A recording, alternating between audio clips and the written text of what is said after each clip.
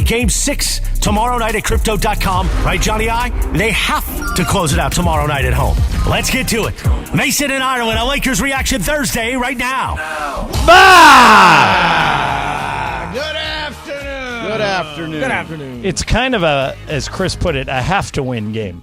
It is a have-to-win game. If you want to stop short of must-win, it's a must-win game for the Warriors. It's a have-to-win game for the Lakers. Have-to-win game. It's a have-to-win game. So last night, the Lakers fall in San Francisco, which I don't think was necessarily a big surprise to anybody. Even at one point yesterday, I know I made a mythical money bet on the Lakers, but I thought, in my head, I thought potentially this feels like a game that Golden State is going to find a way to win. Tomorrow night, as you said, now it is, I would actually argue, I think tomorrow night is must-win. I think you got to win that game, and you can't take your chances going back to San Francisco. I agree with you. That's why I was so surprised that you and Michael and most of the people I know said this series is over when it got to 3-1, because it was really only about Game 6. Right, but so it's a one-game playoff in essence. It's like an NCAA tournament game. I mean, the numbers are the numbers, 95% of the time, all that stuff. Right, but the other team is not the greatest shooting team in NBA history that's been to the final 6 out of the last 8 years. Those are numbers for regular teams. This is not a regular team. Yeah, no, I think tomorrow night's going to obviously. I honestly think the winner tomorrow night probably wins the series. Well, I mean, obviously, if the Lakers win, they win the series. But I think if Golden State wins, the Lakers are in big trouble on Sunday. The interesting thing will be the officiating has been much discussed here. And last night, the Lakers did not get a friendly whistle. No, they did not. What type of whistle will we have tomorrow night? Because it matters. If the Lakers get to the free throw, in the games where they have gotten to the free throw line, they win. Yes.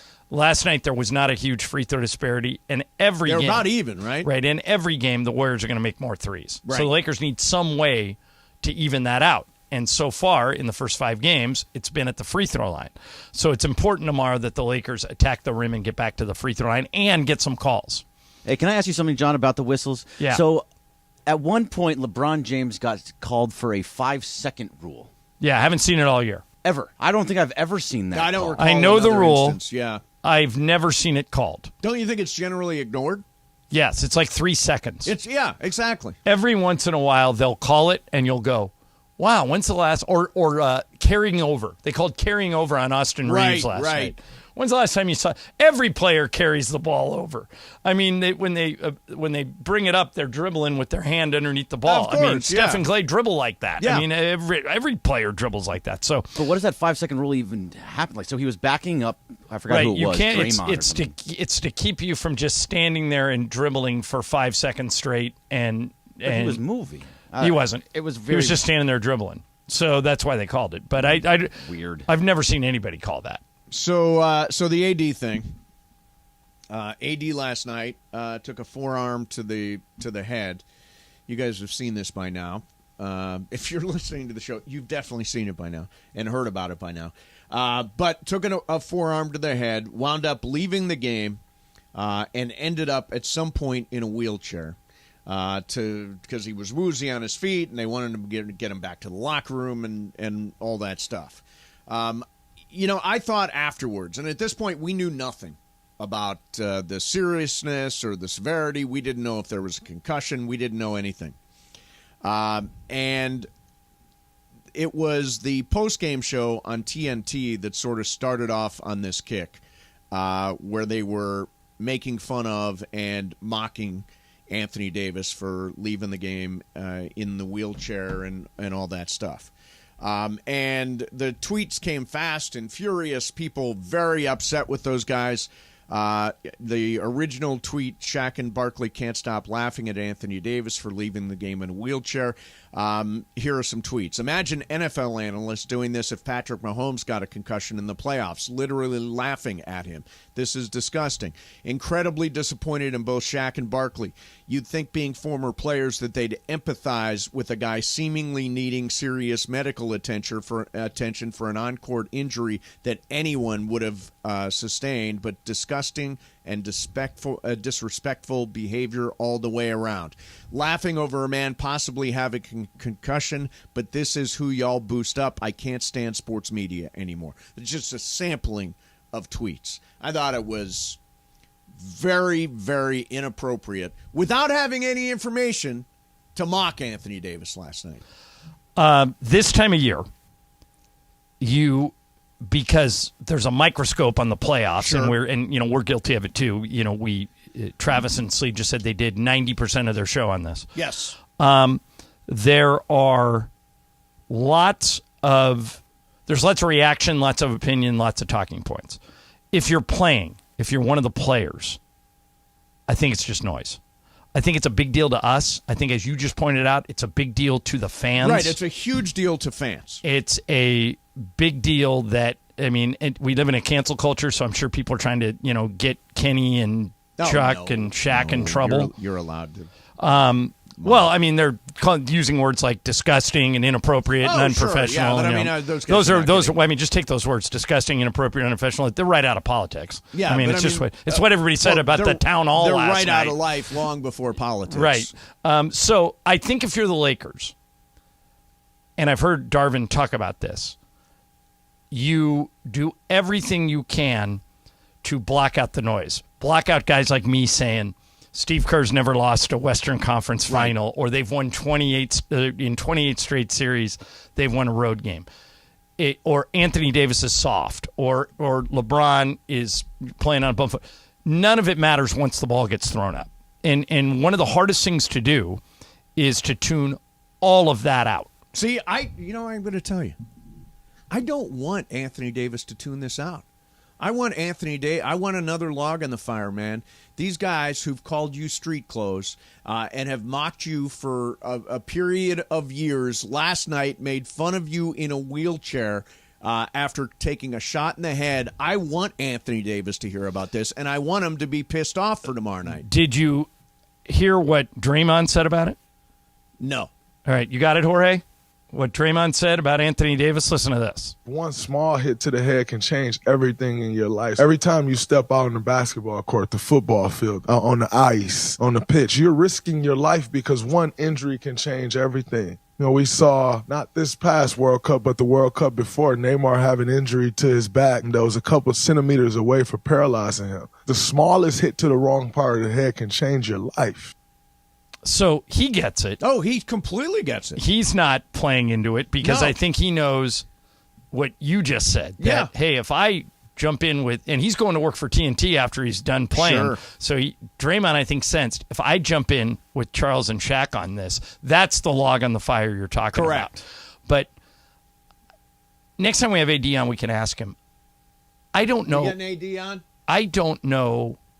It'll probably be Michael and I that ask him. Exactly. You'll talk to him during the post. Yeah, he's not coming on this show. But exactly. He's told me several times he has no social media.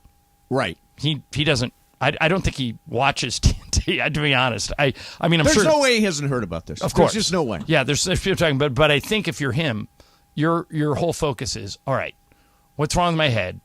Can I get it straightened out by tomorrow night, and can I crush these guys at home? Because we've got this set up for us now. We're undefeated at home. Yep. We haven't lost a game at Crypto.com Arena since the middle of March. Yep.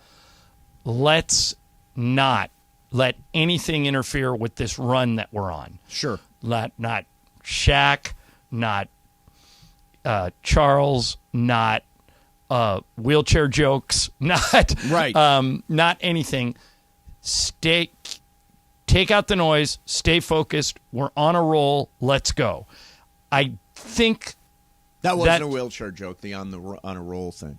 No, not by me. Yeah. That was just a coincidence. But didn't Kenny do a wheelchair joke? He did. Yeah. Oh, they were both him and Charles were making it look like their chairs were wheelchairs. I think one thing with the advent of social media, like you and I deal with this, everybody has an opinion about our show, what we should do, what we shouldn't do, what should do, more of this, more of that. Once we start the show, we just kind of tune it out and go. I think that's what the Lakers would like AD to do. Just keep doing what you've been doing since the middle of March, where we haven't lost a game. Now, I think this is all easier said than done. Sure. Because we do, even if he's not on social media, we do live in a world where everything gets regurgitated. If you have a TV, it's impossible to miss. All these talk shows breaking this down 6, 7, 8 ways to Sunday. Sports Center nonstop. Right. Well, and the stuff on Fox with Skip and Shannon Sharp and Colin, and it's 24/7. It's a media machine. Yep. And so it can consume you. I think they're just hoping that he keeps focused and keeps doing what he's been doing, because what they've been doing at home is pretty amazing.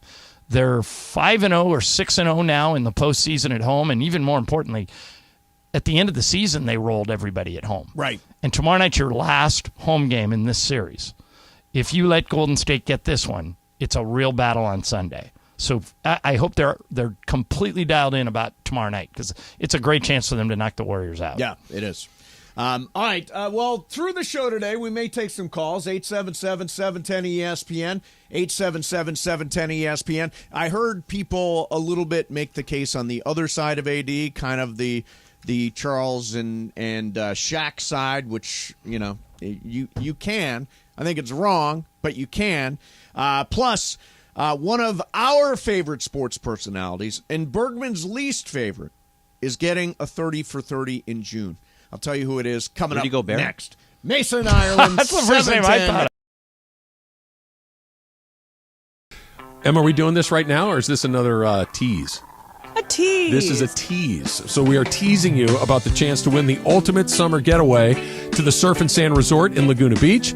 Here's what you do. You listen for us to tell you when it's time to call, and if you are the correct caller, you win $50 to the Splashes Bar, and you qualify for the grand prize at the Surf and Sand Resort in Laguna Beach, which is a 2-night stay at Surf and Sand, couple spa treatment, dinner for two, and beach activities. Relax, unwind, and rejuvenate oceanside at Surf and Sand Resort. Peace of mind guarantee. It is a terrific prize at a terrific place.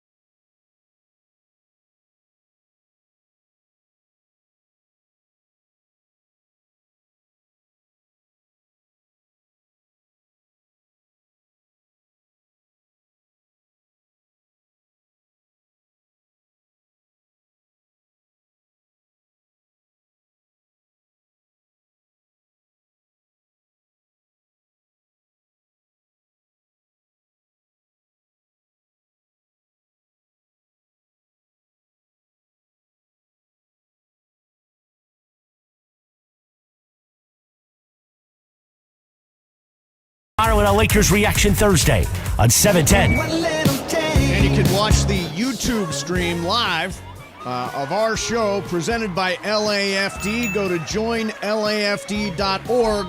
for more information.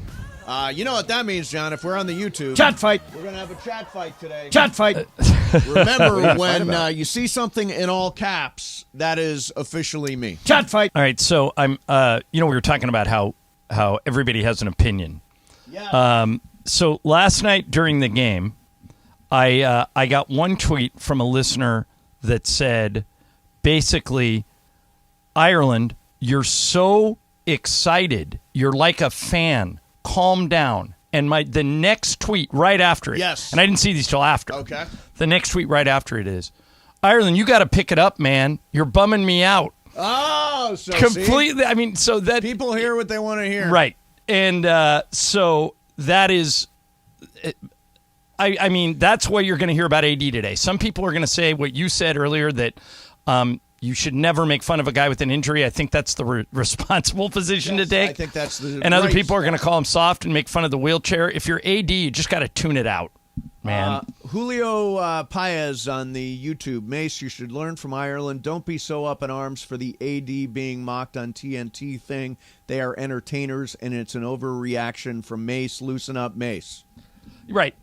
Did you feel like you were tight in some way? Yeah, I mean, I mean, you weren't. No, that's what I'm saying. So that's why guys like Anthony Davis and Charles Barkley don't have social media. Yes, because it's all in the eye, and in our case, the ear of the beholder. Yes. So who is the person that Bergman hates that you and I like? Bill Walton. Bergman, how can you dislike Bill Walton in any way? He's the greatest. No, you think he is the worst announcer in the history of the world. I love Bill Walton for his time at UCLA. I think he's a character that people like to play up. I do not like listening to him call a game for UCLA. He's the best. But Greg, the stuff you learn. It's so frustrating. You don't learn anything. Of course you do. There's no learning. Jerry Garcia in the woods of Northern California once told me, "Get the rebound, big man."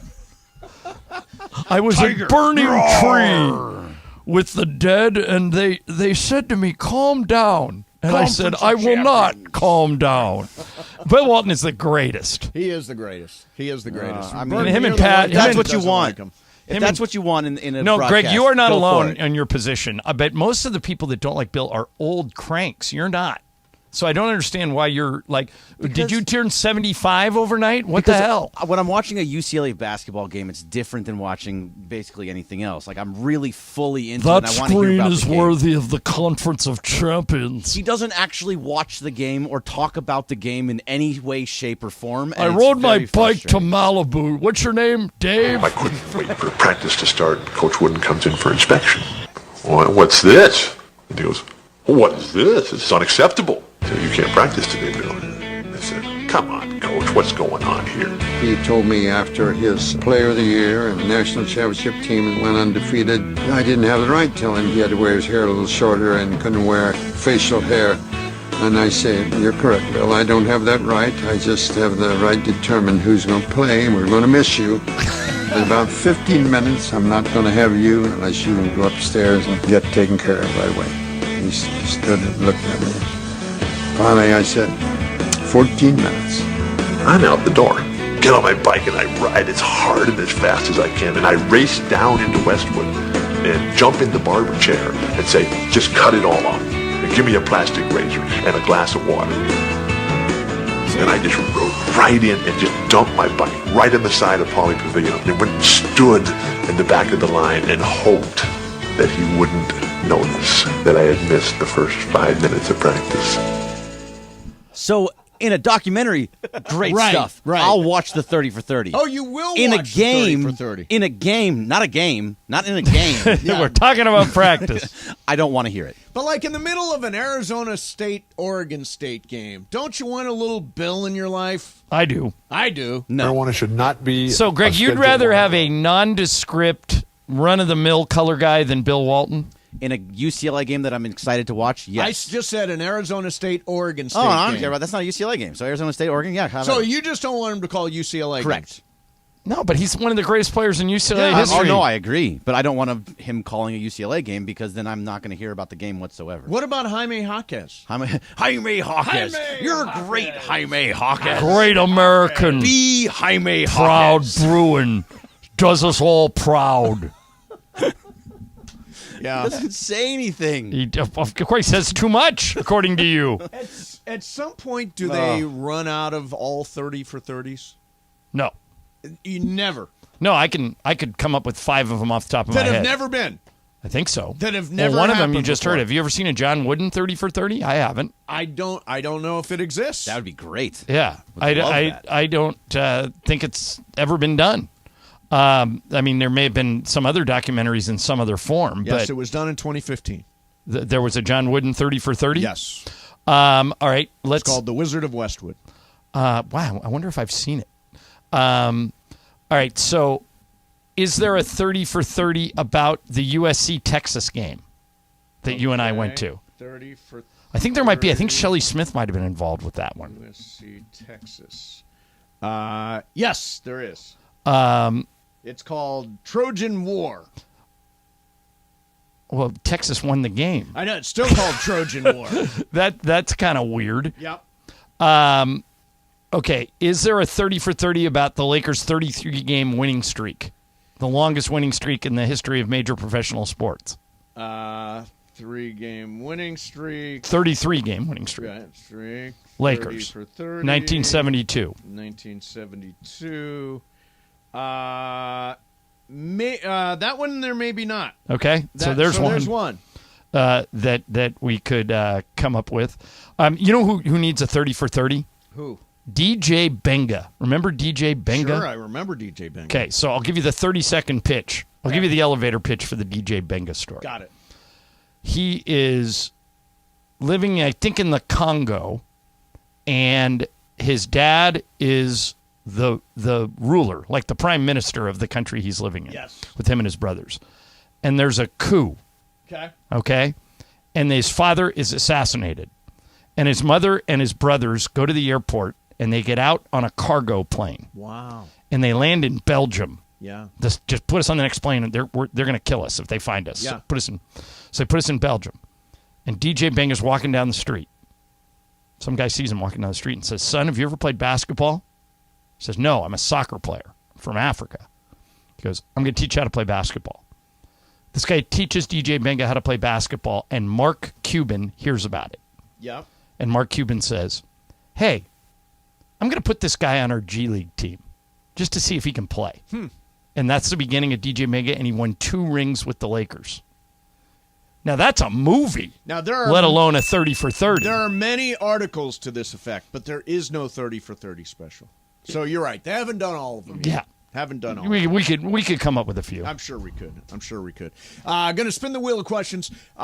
Now, I think all these questions are DeAndre's questions, are they not? Yes, Greg all Bergman? from DeAndre. Oh, I'm nervous. All from DeAndre Hawkins. DeAndre, are these any good? Just say yes or no. Put Just a Just thumbs up. He Thumbs says up. good. He's He says confident. good. All right. So You know, he's doing what he always does. He has another hat that he leaves the sticker on. You know how DeAndre always leaves the stickers on his hats? Yeah. Yeah. You know he hasn't paid me my bottle yet? Hasn't paid you Nah. your bottle yet. Yeah. He hasn't. What does he owe you for? Tequila. I beat him in Papa Shot. Oh, that's right. March that's Madness. right. He doesn't I want to pay up. Believe. I know. That's the thing. Well, about it could be DeAndre he's just not Hawkins. gotten. Mason owes me $100. He just hasn't gotten Yeah, around exactly. to it Yeah, yet. Maybe he just hasn't gotten around to Since it March? Come on. Since March. All right, we'll spin the wheel next. Mason in Ireland, 7:10 a.m.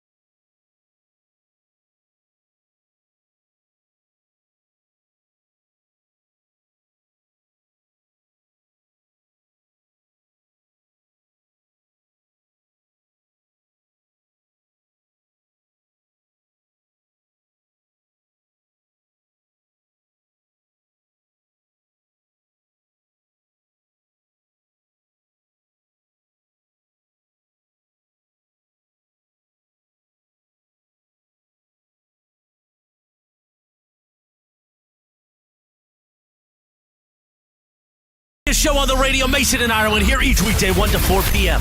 You know what it's time for? What is this? It's time for Wheel of Questions. Producer Jorge, are you ready with that wheel? Hit it. All right, here we go. It is DeAndre Hawkins' wheel today. And Bergman, what came up? Did you just call DeAndre Hopkins or Hawkins? Hawkins. Okay. Hawkins. Yeah. Hawkins. Yeah. So DeAndre was talking with his brother, and they were talking about what was something from their childhood that does no longer exist, but they wish still existed. So what is something from your childhood that no longer exists that you wish still existed? First thing that popped into my head was Stratomatic. Remember Stratomatic? Oh, I love Stratomatic. Is that the hockey thing or the? No, it's a baseball game. It's a board game where you have all these player cards, and I played some. I played Stratomatic Stratomatic like for 3 full summers. Yeah. Yeah. You, Greg, you never played Stratomatic? No. All right. The other thing I am is still under 40. old time hockey with the rods. Oh yeah, with the rods. With the rods and the sticks. That's what I was thinking of. Was the hockey thing. Old time hockey. That's a good one. There's a couple of them. Bergman, what comes? Can you still buy a red, white, and blue ABA basketball? I wish those still existed. Those would be cool. I think you still can't get. I think the Harlem Globetrotters give those away. I had some of those. Let's see. What else do I wish still existed? Mace, do pixie sticks still exist? Remember, That's which a were good basically they were straws closed at both ends with nothing but sugar in it. Are they still around? Are they? Does my take go for those things? No, Yeah, not those yet. are We don't good for wanna kids. introduce them to our Yeah, just a straw full of Yeah, give them that. sugar. They'll be up till 2 a.m. Yeah, they will. The old school McDonald's fried chicken sandwich. Now, they still have a fried chicken sandwich and all that. What they used to do is they just used to take one big McNugget, like one solid big McNugget, deep fry that, and it was McNugget meat. It wasn't any of this, white breast, any of that chicken. It was like old school chicken sandwich from By the way, are McDonald's. the characters that were around McDonald's when we were kids still around today? Is Grimace still a thing? No, They're all still around. The Hamburglar Hamburglar still is around. back, making a comeback. DeAndre's nodding yes to all this. Hamburger is coming back. Am I They actually just leaving brought it anybody back. out? There was Ronald McDonald, the Hamburglar, and Grimace. Am I leaving anybody out? There was one more.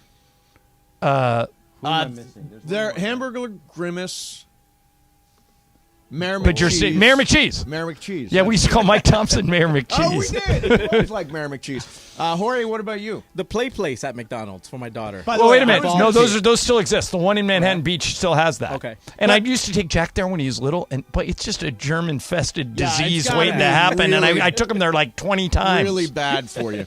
Slides at swimming pools. I don't see as many slides at swimming pools. Even as a grown-up, I would like to use it's them. probably an insurance risk. Yeah, probably You know is. what the big thing? We go to Idaho every summer, and that's basically the community we go to is on a lake. Yes. And now people are putting slides on their boats.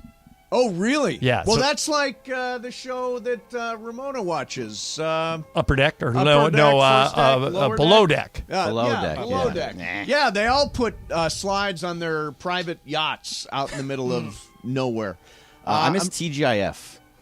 Oh, Friday Night TV? Yeah, Friday Night TV. Thank goodness, Friday. It was so great. Saturday morning cartoons. Saturday What morning was the night? cartoons were good. What was the night Step-by-step, that had Family Happy Matters. Days and Laverne and Shirley? Was that That was Thursday night? Tuesday nights, ABC. It went And then- Happy Days, Laverne and Shirley, Three's Company, Taxi, and then an Aaron Spelling show called Family. With Christy McNichol. With Christy McNichol. That's a exactly. strong pull by you. Yeah, no, I remember that night. That's back when nights And of then- TV used to be a thing, right? Yeah, Like- and then NBC had like the last must-see TV on Thursdays. They had nights, yeah. Friends, and then they rotated that 8:30 show. Our buddy Jonathan Silverman had The Single Guy. Brooke Right. Shields had Suddenly Susan. Yep. Caroline in the City, and they could never get 8:30 right. then 9 And then was at 9 was Seinfeld, and at 9:30 was Cheers, right? Yes. And then Hill Street Blues, and then eventually ER. Right. Yeah, and they kind of owned Thursdays. And now there's no such thing as owning a night because everybody watches stuff on Yeah, everybody- demand. we're just doing I our own realized thing. last night I was watching Ted Lasso. I downloaded it so I could watch it on the plane. What'd you think? I don't know what you guys are talking about. I've liked the like whole it. season. I watched this Well, last you've night. come around, right, Mace? The one you'll like the one that came out last night. Have you seen it yet? No, I have not seen it yet. I did not watch it last night. You can watch it Tuesday night. That's when I watched it. Yeah, it comes out Tuesday nights at 9 o'clock. Okay, yeah. No, I did not. So I'll tell you what the subject is. Okay. So Colin is the gay player, right, Greg? Yes. And Colin Hughes. So the captain, McAdoo, finds out that Colin's gay, and that this episode is how he handles it as the captain. Oh, okay. And it's not what you think. Okay. He found out in the last one, so you're not. He did spoiling find it. out at the end of the last one, so I did find out that he found out. And he's no, well, it's not a spoiler because it's just the subject. Right, of it. and I did find out that he found out the end of the previous episode. I haven't seen the last two, man. Oh, all right. Jeez, Sorry, thanks. man. Too bad. Spoiler for you. So you didn't even know he was gay? No, I knew he was gay, but I didn't know they found out. Yeah, they found out. Yeah, and there's a very funny one in this week's episode where Roy Kent has to go do the press conference. Yeah. And how that goes, too. So I won't say anything So more. I think there are too many characters doing too many things, and when did it become this? It used to be like a half-hour show about a hapless soccer team. Now it's a 45 or a 50-minute show with all these scattered relationships across all of wherever. Evolve, man. Yeah, it didn't. Shows evolve. I miss regular half-hour Ted Lasso. You watched Like a Game nice of Thrones. breezy Well, They had apparently- 750 characters to figure out. To who they Mace's were. point, though, apparently the season finale is like a movie. Is it? Same with Succession, both An of hour them. and a half. Now I hope this is the end. I hope. I This think is the that's. end I of think it's Ted the end for Lasso. both shows. Well, Brett Goldstein says he's not sure now. Brett Goldstein. This is a very who plays strong Roy Brett Kent. Goldstein episode, by the way. Is it? Yeah, really yeah, good. he's great. He's great. Yeah, I'm glad Succession is ending. I'm glad shows are getting off the air sooner rather than too late. Except with the writer's strike. And by the way, we really haven't talked about the writer's strike. I for the life of me, like Mandy Patinkin came out really strong in support of the writers. Right. And his main point was, without writers, there are no shows. Correct. What's the other side of that? Well, I mean, there is no other side. Right. to Like that. is it just the studios playing? No, it's hardball? Here's what, and just in Because I'm like, I couldn't be more in support of the writers. Okay, so let me rough this out. Yeah. So there's all this new media stuff. Right. And the writers haven't been properly compensated when it comes to all the streaming and Which all is the, now how most of us consume Correct. TV. And Yeah. so the writers are looking for their fair share of the streaming rights and the new media rights. That's what they're actually fighting. And by the way, after that, the Screen Actors Guild, SAG-AFTRA, and the Directors Guild are both going to be in exactly the same boat. But that's the argument, is like, wait a minute, you've got all this streaming stuff and this new media stuff, and we're not getting paid when it goes there. So to me, this is a simple discussion, and apparently it's not. No. But to me, if you create the content, think about this. You create the content. You and I write a movie, or we write a TV show. Okay. So we imagine the characters. Let's say you and I write Ted Lasso, and we imagine it, and we create it. And you're telling me that once it gets into the streaming world, because it's streamed, we don't get paid for it? I think it's the further it gets downstream in the streaming world, the less you get paid. Makes no sense to me. Right. I think we should be compensated for every time it airs and everywhere it airs. Absolutely. If you're a writer out there, man, I could not be more behind you. I don't even get what the studio's point is. You guys should be paid, and you should be paid now. Yeah. I really don't get the other side. I must be stupid or something. So I'm not going to comment on that, but there are portions of the Rams schedule that are now leaking out. So if you're a Rams fan, Okay. By the way, today's the day that all these schedules are going to come out. Let me dunk these few things in. So the Rams will be on Monday Night Football on September the 25th versus the Cincinnati Bengals at Cincinnati. Okay. They later have a game. Their home game to Pittsburgh is on October 22nd. Game time to be determined. Week 9, they're at Green Bay. That is November the 5th. That's a 1 o'clock game. And then Week 17, they're at the Giants in New York or in Jersey to take on the New York Football Giants in Week 17, December the 31st. So that's all we know so far. At this point, though, so we only know about one national exclusive. One national exclusive, which is Monday Night Football in September against Cincinnati, a rematch of Super Bowl number 2021. Now, because you have made no secret about the fact you want the Rams to lose every game. Yeah. Does that take away? Are you actually hoping for a harder schedule? Well, I know the schedule, right? I know Right. the teams. I just don't know the order of the teams right now. And let me clarify that position a little. Look, if the Rams hit on all these draft picks and a bunch of these undrafted free agents turn out to be really solid players, and they make a run at a final playoff spot, great. I would welcome that.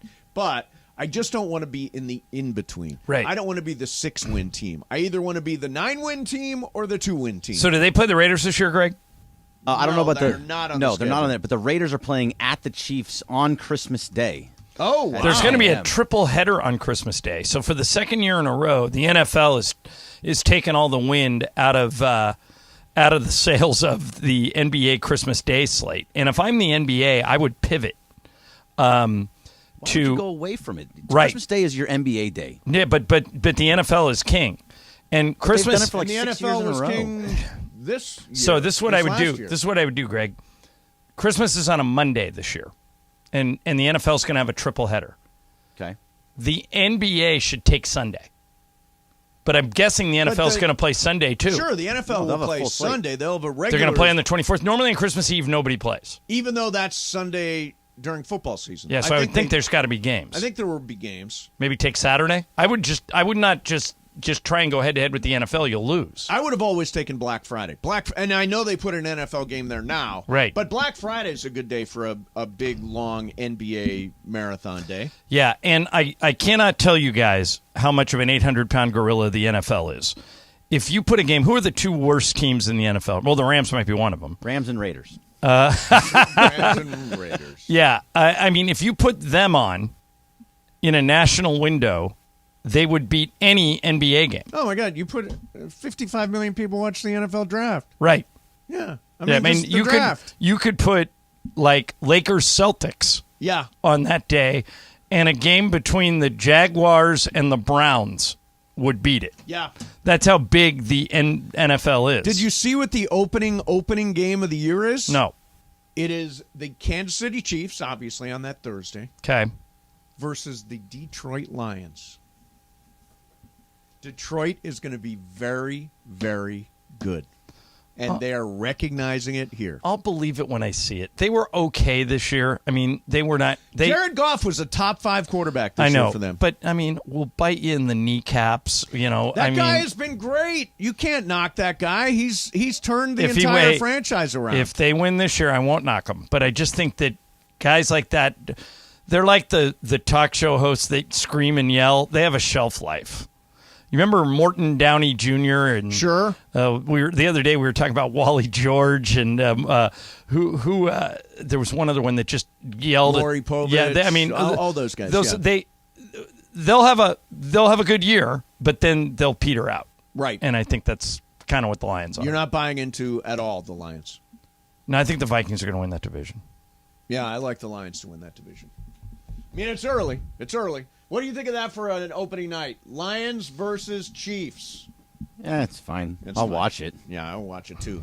But what do you think about this? So if the NFL's going to Friday now, so now they're going to be on Sunday, Monday. Well, they're only Thursday. doing Good Friday, right? Sure. Well, no, Black Black Black Friday. Yeah.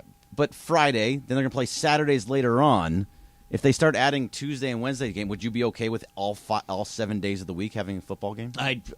It would do well. People would watch. People would watch. I actually it would get over- like that there are no games between Monday and Thursday because I'll watch all of them. Right. Yeah, I mean, honestly, So if it was 7, so you wouldn't do the Cuban thing where he says it's going to get oversaturated. I don't believe that hogs go to slaughter. Not in the case. Hubris comes before the fall. Yeah, hubris. And then what do you say? The NFL, it's like they get too fat and the hogs go to slaughter or Right. something like that, Yeah. thinking that the NFL would somehow be overexposed. I mean, my God, the Pro Bowl does a number. The Pro Bowl isn't even a game the flag anymore. Football game Yeah. did a number for the NFL. The NFL literally is too big to fail. Yeah. All right, so Game 6 is tomorrow night. Last night did not go the Lakers' way. Anthony Davis left the game. I think they were down like maybe 11 or 12, I think, when Anthony Davis left the game. 3-4 minutes to go. Yeah, and left the game. The updated report on him is Dave McMenamin spoke to a source close to AD who says there is no way under any circumstances Anthony Davis is going to miss tomorrow night's game. So that is the good news. And it is time right now for Call of the Day. Now, yesterday, Beto, although, in fairness, Beto did screen the calls, but he did get us this. Ooh, how do you like that one? Yeah, that caller yesterday gave us that. But if you've got, if you want to talk about AD, you want to talk about the Lakers, want to talk about the matchup tomorrow night, want to get into anything that we've been talking about, 877-710-ESPN. Got to be a great call. Don't ask us how we're doing. 877-710-ESPN. Mason in Ireland, 710-ESPN.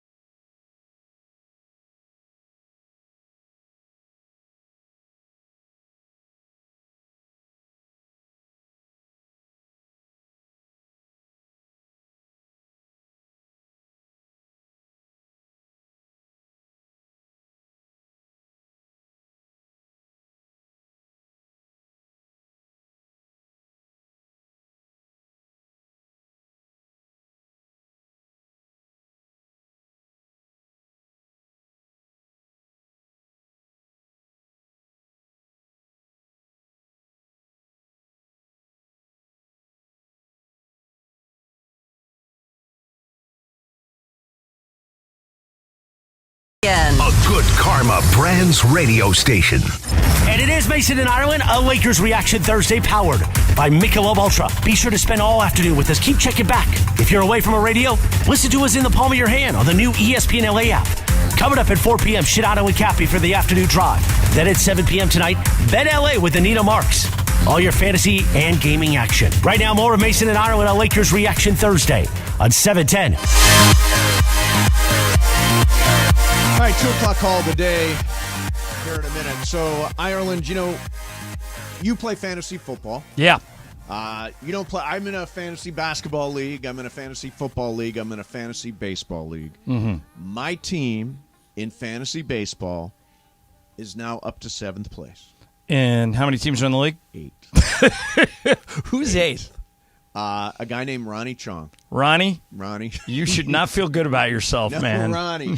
I'm sorry, man. You finished behind last place, Mace, and that is, you should have to do something. You guys should institute one of those embarrassment clauses. Yeah. The thing that sucks about fantasy baseball is once you draft a team, you've got them for like 5 months. It's like I got to live with this team for 5 months.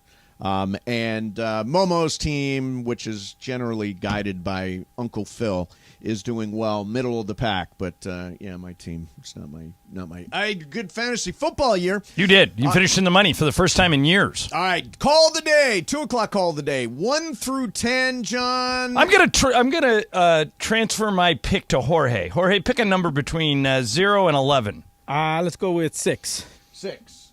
Let's go to Mark in Chino Hills. Hey, Mark, what's up? Don't ask us how we're doing. Hi, Mark. Don't worry. Don't intend to. What do you want to talk about? Number one, the Lakers are going to win tomorrow night, Good. and mostly because LeBron is going to erupt, and I feel that Austin's going to have a big game.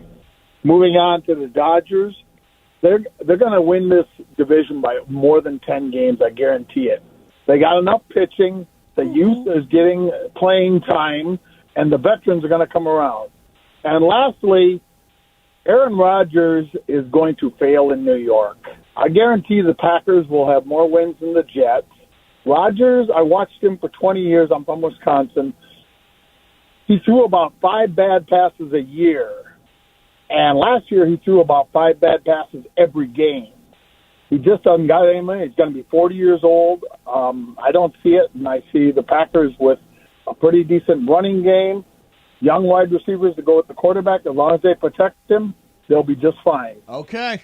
Mark, thank you very much. That's a good call. Took on a couple of things. So, I know the Aaron Rodgers thing, I would assume that the Jets are going to be much better with Aaron Rodgers and with those receivers, and I think that sounded like a disgruntled Packers fan who's very upset. On the case of the Dodgers, so what was it, like 10 days ago? I made you declared them dead. No, I said this is a very ordinary baseball team. Yeah, I believe you used the phrase "not going anywhere" this year. They started off the year 9-10, then they have gone 14-5 since then. Yeah, say something else stupid about them because it apparently inspired them. You think the 14-5 is a flash in the pan? They need to do it over the course of a full season. Need to do it over the course of a full season. Well, so far they're in first place. Yeah, no, that's all. There's only one place you can be in right now. First place. That's it. They played really well. Will Smith has been great. Freddie Freeman is. Even Chris Taylor is running into a home run ball 5 or 6 times this year. Starting rotation. Julio's been really good. Noah Syndergaard has not been really good. Kershaw's been fantastic. Bullpen, a little better than it was early in the year. I still think the idea of them running away with the division and winning it by 10 games is silly. I would tend to agree with you. I don't think they have enough pitching, and who would have thought Clayton Kershaw would be hands down their best pitcher? It isn't even debatable. Is Walker Buehler definitely out for the whole season? Yes. Like no chance of him pitching in the playoffs or anything? There's a possibility he could come back at the end of the year, but I wouldn't expect it. They're not expecting it. I think but we all thought, at least Greg and I thought, that this was going to be the breakout of Dustin May. He hasn't been terrible, but he hasn't been great. Like 4-1 with a sub 2.5 ERA. Right, but he hasn't set the world on fire like we thought he was going to. But his last outing, he actually had like 6 or 7 strikeouts. He looked really good. Yeah, and he still has like ridiculous. He's perfect for the highlight culture because he has these nasty breaking balls that go viral and so. And Gonsolin had a reasonably good start this last time out. Went 6 innings, allowed 3 earned runs. So if they really could, the home run. So I'm thinking about if they make it to a playoff series. Yes. If Julio Urias gets back to being Julio Urias, and he's been showing signs of doing that lately, you have him, you have Kershaw, you have Dustin May. That's all you need in the playoffs. You basically need 3 starters. If you get ahead, you can pitch a 4th guy. But if you had to, you could go to a 3-man rotation and do that. So I think they got a shot. I mean, like you always say, get into the tournament and then roll the dice. Yeah, I think they can get in. I think this is a team that's going to win 90, 91, 92 games, somewhere in that range. Bergman, do you think, you're host of the Dodger Blue Review. I am, but with Clinton Yates. But it's I was always saying 95. I think they're good enough to win that division, and I would expect the Padres to win, but if they can we call like that the Blue Review starring Greg Bergman with his little buddy? I mean, you can call it whatever you like. Yeah. I don't think he would like it, but that's fine. He has to promote it first before he can might say not anything. like it. Big CY in the sky. So, Big CY in the sky. Why is Big CY in the sky not promoting the Blue Review? Why is he not amplifying it? Well, how do you know he's not? He's not. I believe that's how we know. He never mentions it on like Around the Horn or anything? Well, definitely not on What Around about the Horn. on Twitter? No. No. Does not promote it. Does not Does retweet not it. promote it on Twitter. I've talked to him about it. That's He said weird. he will at some point. All right. But, That's very weird. it's really just about what he wants to do. And the more I talk about it, because he's listening, he's always listening to the station. So I want him to hear that I want him to promote it. Well, see, when we talk Well, about get Clinton like Yates, Carlo and DeAndre and Parker to promote it. They're good at that. They do. They do no, promote it they every day. promote it. Yeah, All right. but I mean, you would think Clinton Yates might say, "Hey, I'm on a show with my chippy friend Greg and Chippy Pal. my chippy pal." All right, so I miss those commercials from my childhood. Buddy Lee. No, my buddy. My buddy. Oh, is that there was an actual thing called My Buddy? I remember it was. that. Yeah, it was a toy. It was just a little. I miss a lot of toys buddy. from when I was a kid. Somebody on Twitter said Toys R Us. Like, And it went was- to a toy store. Remember Yeah. My Toys buddy R and Us? kid sister. I'll tell you what, a bookstore. I miss a bookstore. They still have them. The last bookstore. The last book, yeah, but I It's mean, down the street. bookstores aren't what bookstores. It's really cool. were. Is it? Yeah, I mean they still have they still have Barnes and Nobles. I know of one video store. Is it There's the one a in video Oregon? store called there's a video store called Vidiots in Santa Monica. I miss record stores. I used to like to go into record Amoeba stores. Music. You Tower. go to a record store, Amoeba, yeah, but the point is that there used to be record stores everywhere you You're right. could go through. And now there's you can say, oh, I know where the video store is. I know where the bookstore is. What about arcades? You don't see very many those are arcades cool. Those are anymore. cool. Yeah. Arcades? Yeah. Drop in a quarter, Yeah. play Mortal Kombat for hours. Oh, man. Street Fighter. Yeah. Street Marvel Fighter. versus Capcom. Oh yeah. See, Now you drink at them. Now there's bars where you can play video games. I remember Pong. That's how. Do you remember Pong? Sure. I had a Pong. The most basic video game of all It time. was- I mean, it was this little- revolutionary when it happened. Spin the dial. And it We moves used to up and sit down. in this bar called Sean's Back Door.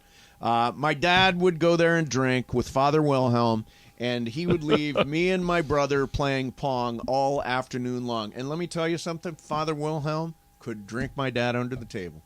That guy. All right, let me see here. Oh, John, you found this Doris Burke conversation, which is interesting. You go to every single arena all over the NBA every single year. Right. And Doris Burke put out her list of her favorite arenas.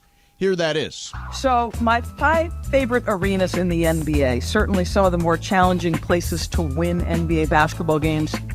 It has to be San Francisco and the Golden State Warriors. My goodness, you just look at their home record. Steph, Clay, and Draymond, damn near unbeatable in their home arena. Number 5 of the 5 toughest arenas, Golden State. Philadelphia, home of the 76ers. And here's the part about Philadelphia fans. If the home team isn't playing well, they're just as likely to let the 76ers know as they are the opponents. Philadelphia, tough place to play. Number 3, light the beam, baby. Domas Sabonis and De'Aaron Fox did plenty of that. The 17-year playoff drought is over, and that building is starting to take shape and a soul, very much the way Arco Arena did in the heyday. Number 3, Sacramento. So number 2 of tough, great environments to play in the NBA has to be the Boston Garden. That is a passionate, knowledgeable fan base, and they are accustomed to winning. But here's a great moment that happened in a loss in the Kevin Garnett, Doc Rivers days. They are losing a painful playoff game. The game's over with 5 minutes, and the entire crowd stayed, and all you could hear throughout the arena was, "Let's go Celtics." Doc Rivers, the entire group was moved. What an incredible environment in Beantown. So number 1, best environments to play in the NBA, it has to be Madison Square Garden. There is a reason the likes of LeBron and Michael and all the great stars had hoped for their signature moment on Broadway. The beauty of MSG is, for all those lean years when the Knicks were not making the playoffs, could be a random Saturday night, and as long as the Knicks were in the basketball game, boy, MSG was on fire. What a passionate, perfect place to play basketball. Okay, so what she's doing there is, it's not necessarily the nicest arenas, it's the arenas with the toughest crowds, right?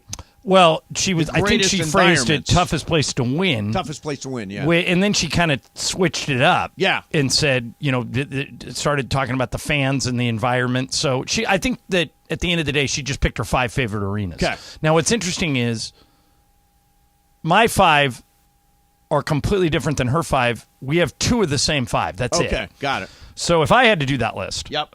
Number 5 is Indiana. Indiana has the coolest arena. Have I ever told you about this arena in Indiana? It's an old field house, and all the advertisements are hand painted. Oh, wow. And Cool. so they did it like as a tribute to the movie Hoosiers. So it's super old school. Yeah, so that's like if I was going to send you to an arena, like you said, I want to go around the league and visit 5 great arenas. Right. That would be one of the 5. Okay. All right. Number 4, I would send you to Chicago because that's where Michael Jordan won the titles. There's the statue of Jordan outside. Chicago's a great city to go to. Yep. But the history of the NBA with the retired numbers are Phil Jackson and Scottie Pippen and Michael Jordan and Dennis Rodman. So I'd send you to Chicago. Number 3, and I'm surprised this wasn't on Dors's list, is Miami. It's an arena right on the water.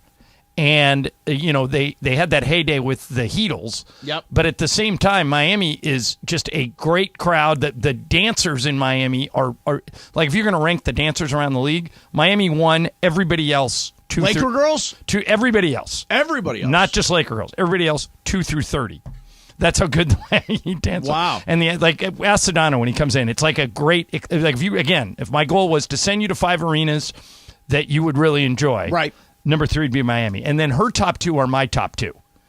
By Boston Garden 2, because of the history of the game, and there's nothing like being a Laker fan in Boston Garden. They hate us with a passion. They're MFing us the second we go out on the court. Right. And there is nothing like winning a game in the Garden against that team. Nothing. And my number 1 is her number 1. Madison Square Garden, you lived there for a year. It's the coolest arena in the league. It is really cool. It's right. You're walking down the middle of New York City, and you turn left, turn right. It's on the corner of 7th and 33rd, and boom, you're in the Garden. Yep. And there is a palpable buzz in there, and it's the only arena in the league where the celebrities in the crowd can rival ours. Right. You know, that's the only place where you look around the crowd and go, oh my gosh, there's Spike Lee, there is Chris Rock, there's the whole cast there's Jon Stewart, there's Julia Louis-Dreyfus. Right. So MSG would be my number 1. All right, there you have that. I've been to MSG. I've not been to So if I give you a choice, like the 3, she had Golden State, Philadelphia, and Sacramento. I've wanted to go to Golden State. I've not been to the Chase Center. It's okay. It's just okay. When they were in Oakland, it was the loudest building in the league. Chase Center's kind of corporate. Is it? Yeah. A lot of suites. So there's not... Very expensive to get in. So it's not a great... They offered me discounted tickets to the game the other night. Yeah. That was nice. And the Warriors, they have the best PR guy in the league, Raymond Ritter. He got a shout awesome. out last night on TNT. Yeah, he's the best. So he calls me before every Laker Warrior game. Tomorrow at some point, my phone will ring. Hey, need anything? What do you need? Blah, here's what's happening with us. Blah, blah. And he does it to every member of the traveling media. Wow. And his staff's great. They're really great. But so he offered me discounted tickets, good seats. Seats. Yeah, good seats. And they were way discounted. Yep. $700 a pop. Boy, just to get in. That's discounted. $700 a seat. Right. So when they were in Oakland, you could afford to go in. Now they've gone big time corporate. They're like us. Right. You know, it's just super hard to get in. And same with the Knicks. The Knicks tickets are insane. Yeah. They're like super expensive. All right, coming up next for you, the Lakers versus the Warriors tomorrow night in Game 6. What's the line? What's the right way to bet the game? Anita Marks will join us next. Mason and Ireland, 710 ESPN. All right. Emma, are we doing this right now, or is this another tease? A tease. This is a tease. So we are teasing you about the chance to win the ultimate summer getaway to the Surf and Sand Resort in Laguna Beach.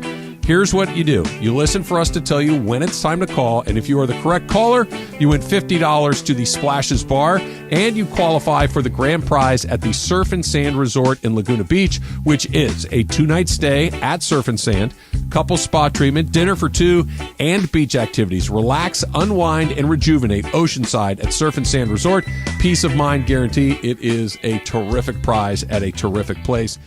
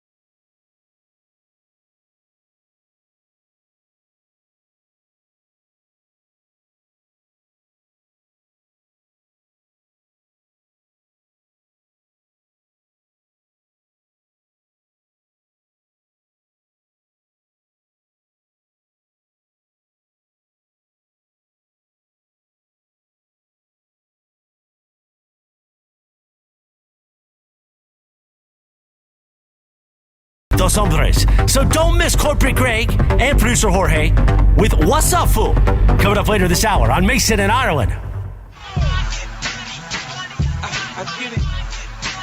Boom! How do you like that one? See? Something came out of that phone call yesterday. Mason and Ireland, what's up? Day after the Lakers lose in San Francisco, forcing a critical, John, I like to call it a pivotable Game 6.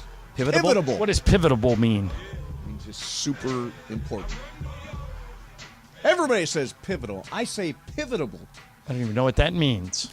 It means the same thing. It's just a fancier way to say it. Do we have Anita Marks standing by? Tomorrow night is pivotable, Anita. Okay, I call that a Marxism, so I feel you. Yeah, there you go. All right, so Anita, first of all, I want to thank you. We got our Lakers shirts in the mail to you. That was very nice of you to send. But I watched you yesterday. Your hair still looks, your hair, as Mason would say, is on fleek. Looks very good, Anita.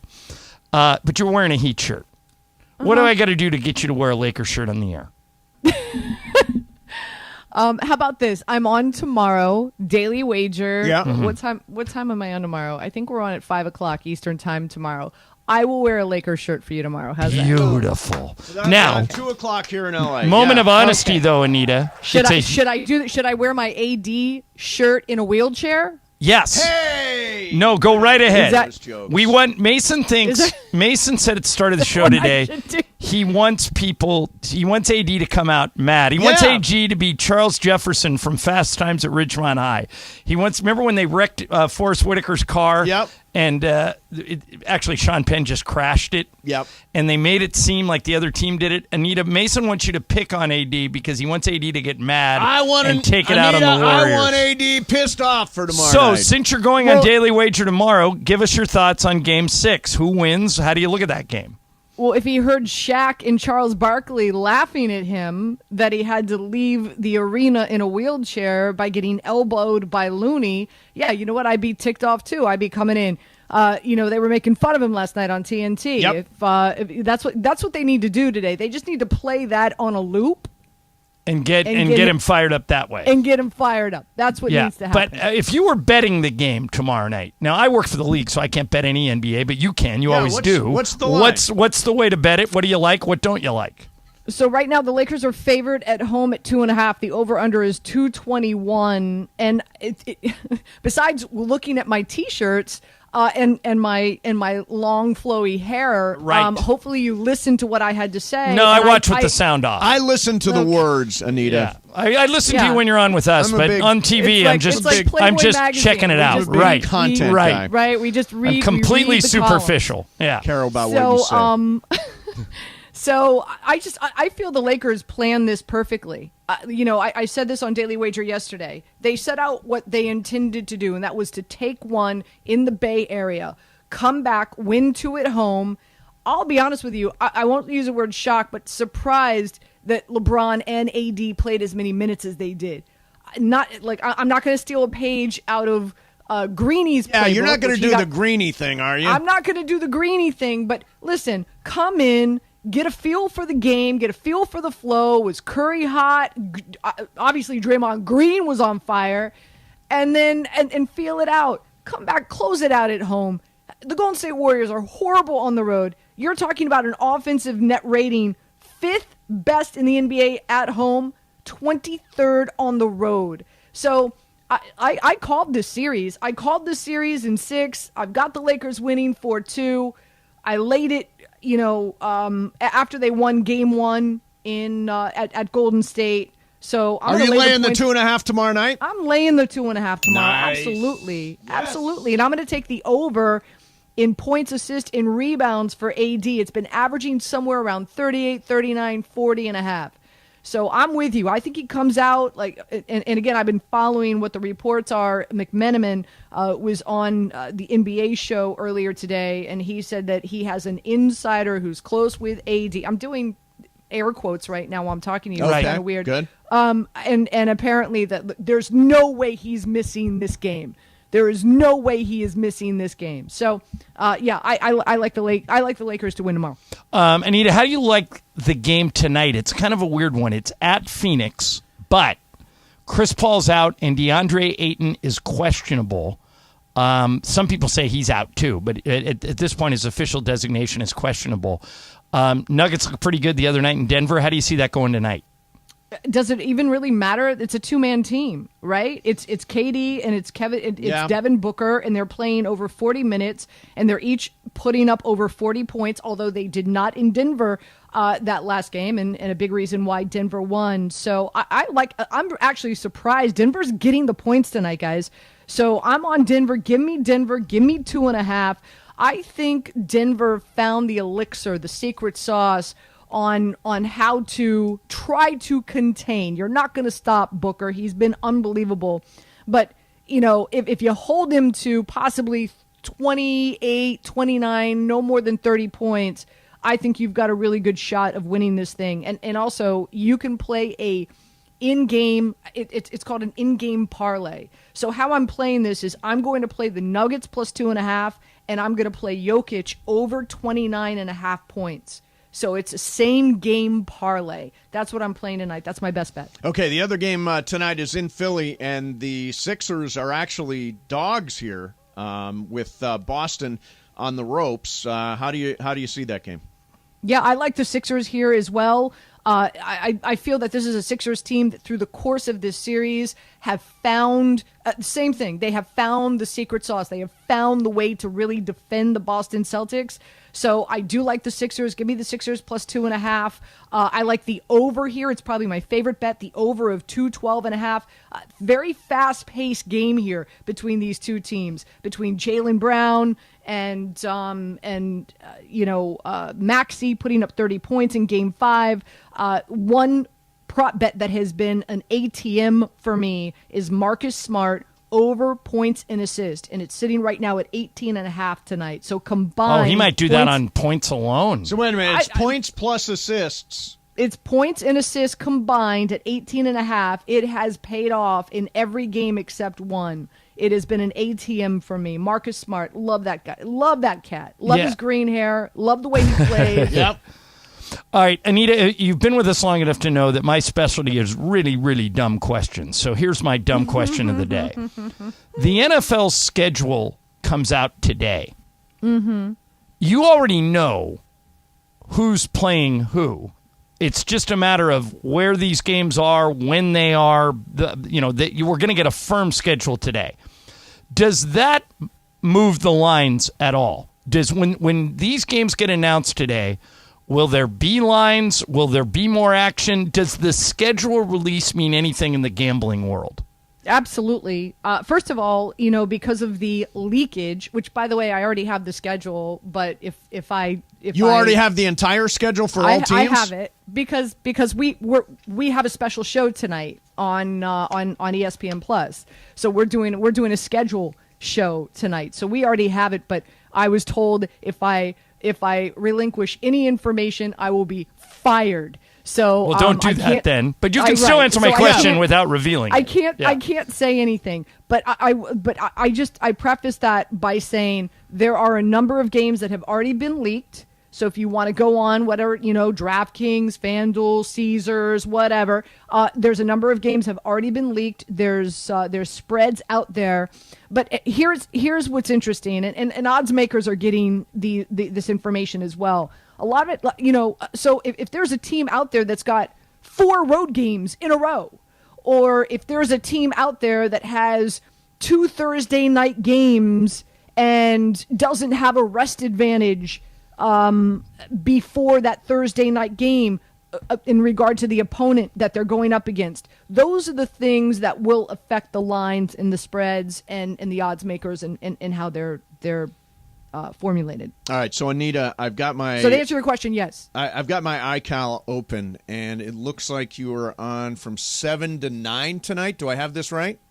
I am on from 7 to 9. I always keep track of when Anita's doing her show. Well, you know what's impressive about that? That's 10 to midnight where Anita is. Yeah. So she's burning the midnight oil, literally. Tonight she's actually betting L.A.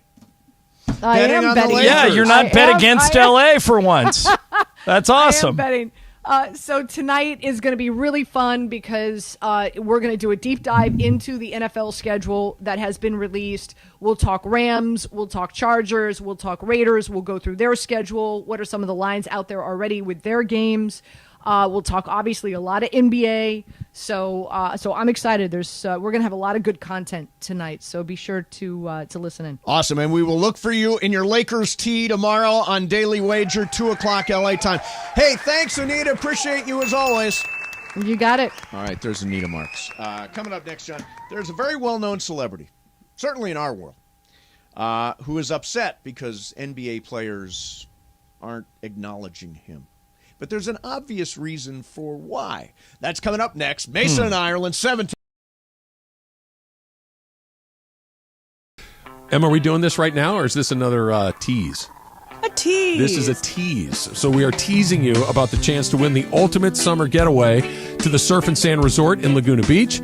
Here's what you do. You listen for us to tell you when it's time to call, and if you are the correct caller, you win $50 to the Splashes Bar, and you qualify for the grand prize at the Surf and Sand Resort in Laguna Beach, which is a 2-night stay at Surf and Sand, couple spa treatment, dinner for two, and beach activities. Relax, unwind, and rejuvenate oceanside at Surf and Sand Resort. Peace of mind guarantee. It is a terrific prize at a terrific place.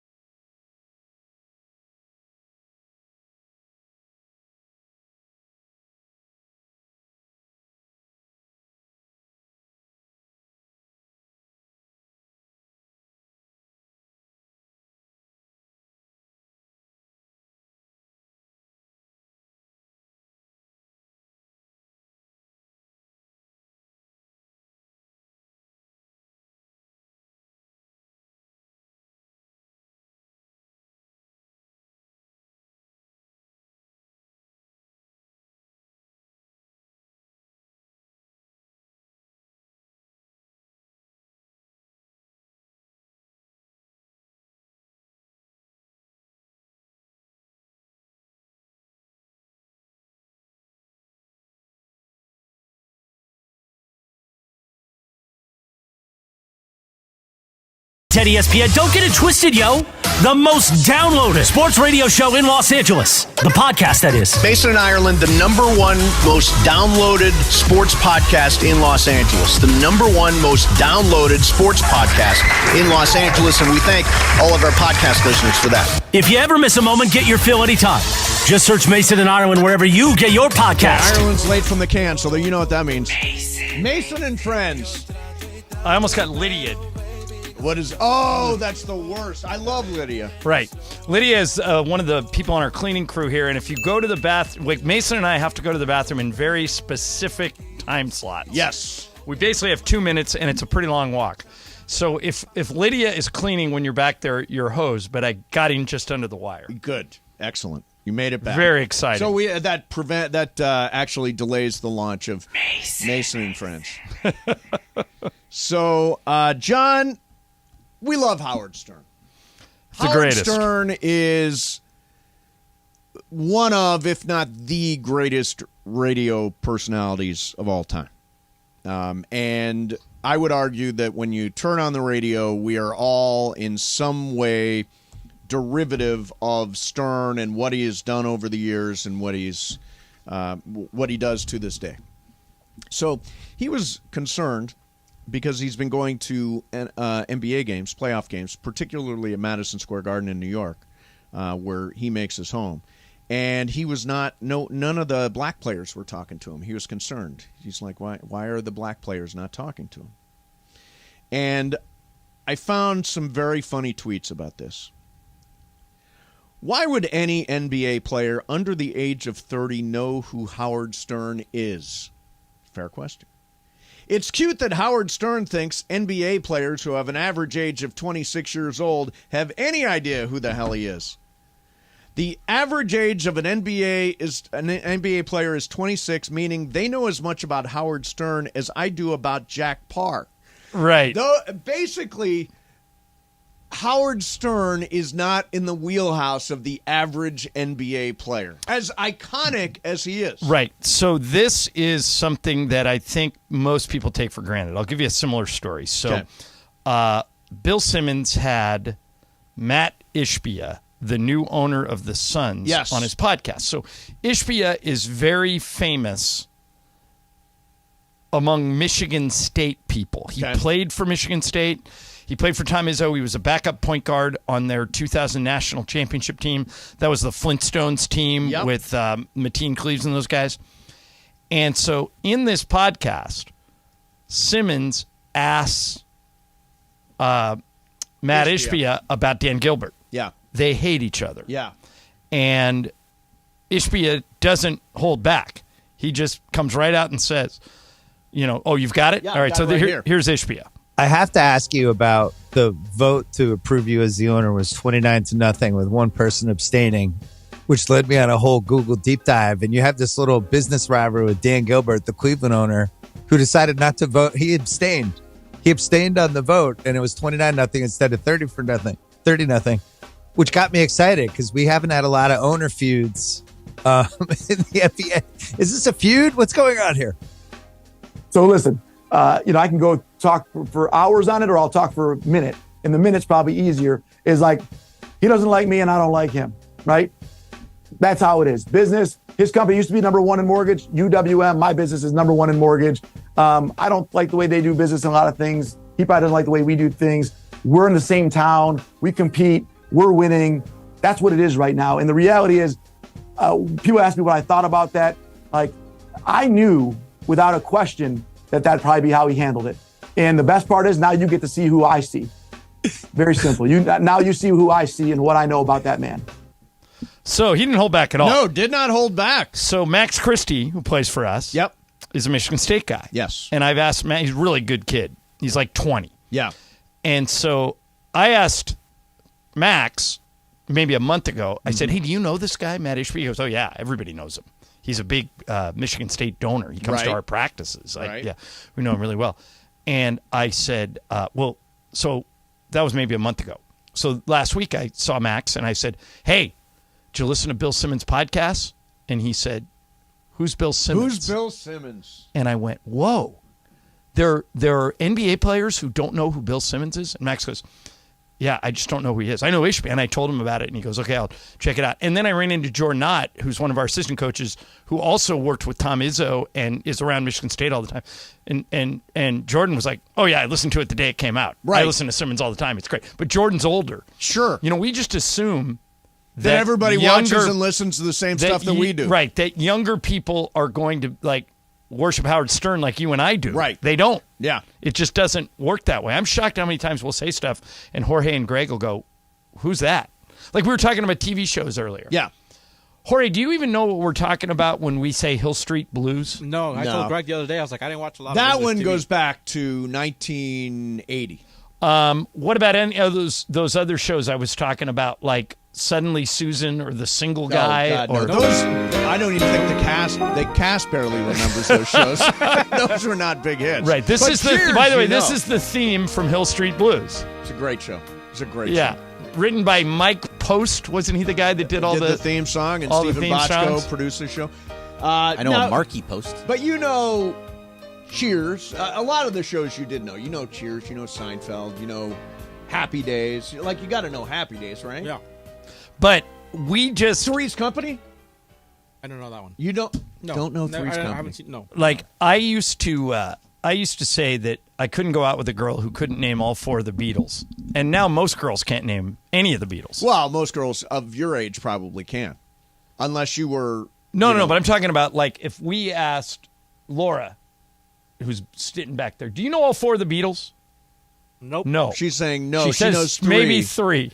Yeah, nobody knows George, do they? No, it's Ringo that they all they forget. don't know. No. Is it Ringo you don't know? Yeah. Yeah. Ringo. Right, but to me, it's unfathomable that a person walking this earth couldn't name all 4 of the Beatles. But I would say the majority of 20-year-olds can't do it. The majority. Can you do it, Jorge? Could you name all 4 of the Beatles? John, Ringo, Paul, and the one George? I just mentioned. Yeah, George. Yeah. There you go. Yeah. Yeah. So we assume that, like, and this Howard Stern story is a good example. We assume that, like, how could somebody not know who Howard Stern is? Well, he's what is the word I'm looking for? Omnipotent. He's everywhere. That's not the word, right? What's the word? Omnipresent? Yeah, something like that. Yeah, he's one of those things. Omnipotent yeah. is you know everything. Correct. Right? Yeah. Okay. But yeah. I mean, I think that when you get down to it, everybody's got their own frame of reference. And Right. so we all bring our own frames of reference to the show. Jorge, you bring your frame of reference. Same with you, Bergman. We're all of different. Are you in the same generation as Jorge? Not really, Bergman. I mean, a little bit higher. I'm 39, almost 40. Yeah, so we're 3 years apart. Yeah. Right. And I mean, obviously, I'm younger than John. But so I'm a Gen Xer and he's a baby boomer. So technically, we've got a millennial, a Generation Z, a baby boomer, and he's not a Gen Gen Z. X. Are you not Gen Z? No, I'm on What the year were early you born, side of Jorge? millennial. 86. Okay.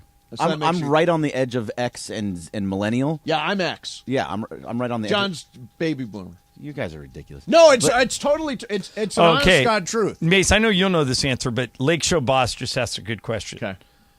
Don't answer this because I know you'll know. All right. Do either one of you know who the 5th Beatle is? The guy they kicked out to bring Ringo in? I do know it. I'm blanking on his name right now. Jorge, you don't know? I don't. Oh God, Mace, it's you know, right? right? On the tip of my tongue. It's right on the tip of my It's tongue.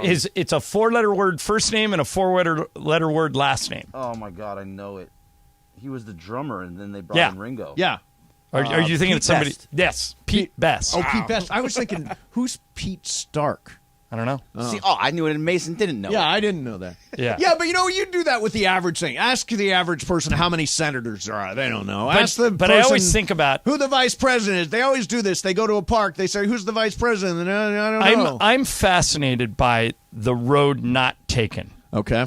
Like it came out this week that Matt Damon turned down Avatar to do the Bourne movies. Yes. And in so doing, he left hundreds of millions on the I table. actually have that on this page. $240 million he left on the table. So I think about in the beginning of American Idol, Yep.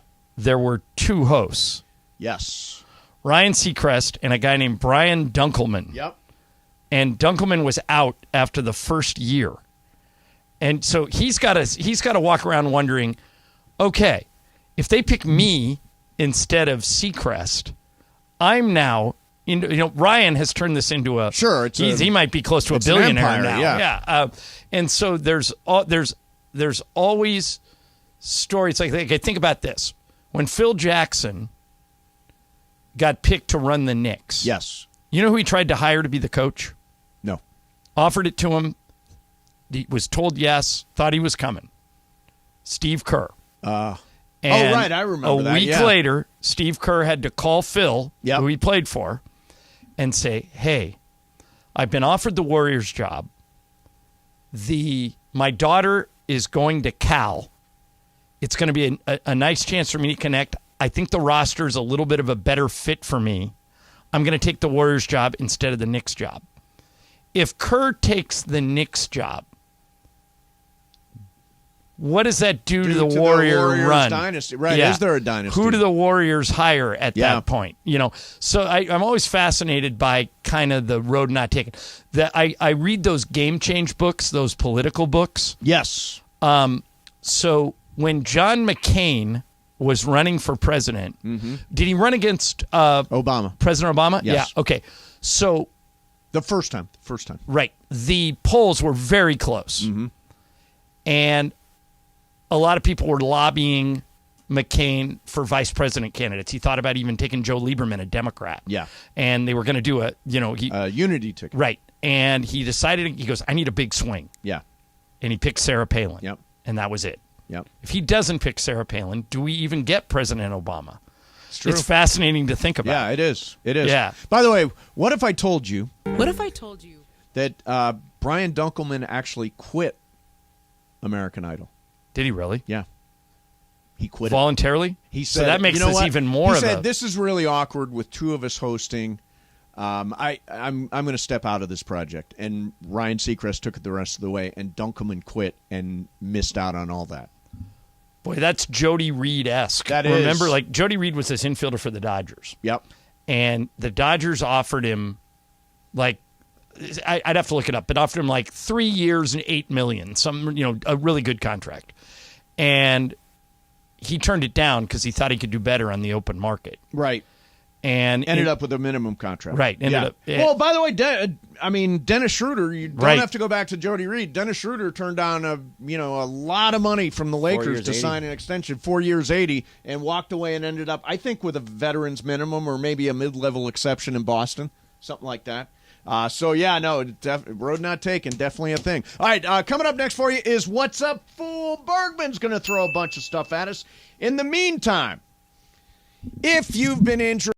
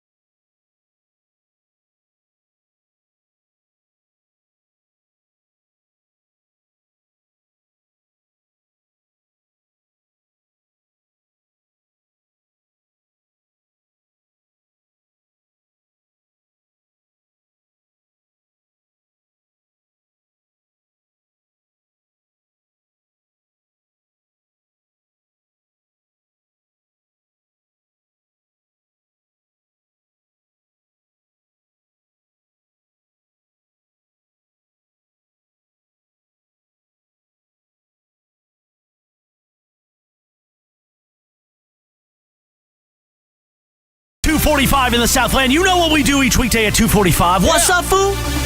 And we've been very excited that What's Up, Fool is made possible by our friends at Dos Hombres.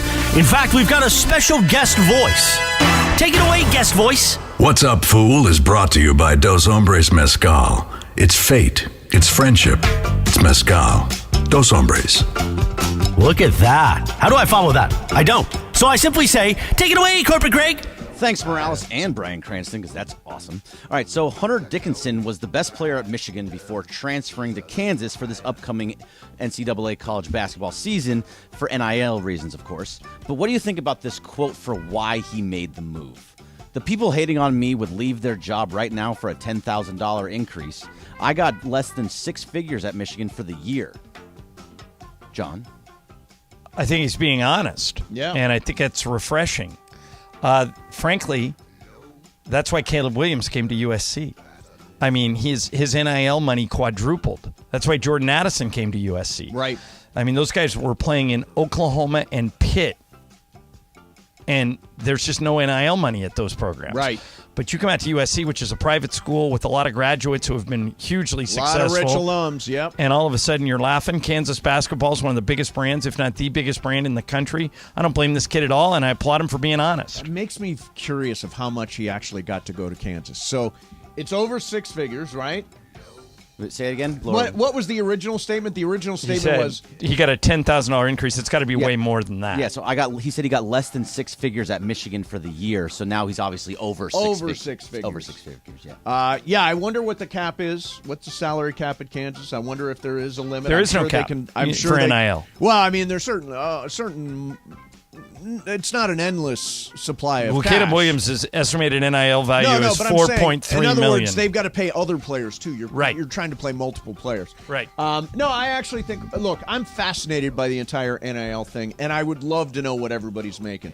So good for this kid. Now I've got some sense for what you get paid when you go play basketball in Kansas. Okay, so should you know what everybody's making? I'd like to know. I'd like to know who's spending Is it just for your most. own reference, or do you think everybody should know? Oh, that's a good question. Here's my position on this. All of us work for ESPN. Right. But none of us know what the other people are making. ESPN knows what all of us are making. Sure. So I never criticize anybody for sharing information if they're an employee. Right, Because sure. I think it strengthens the employee. That's frankly, Greg, you're asking a question.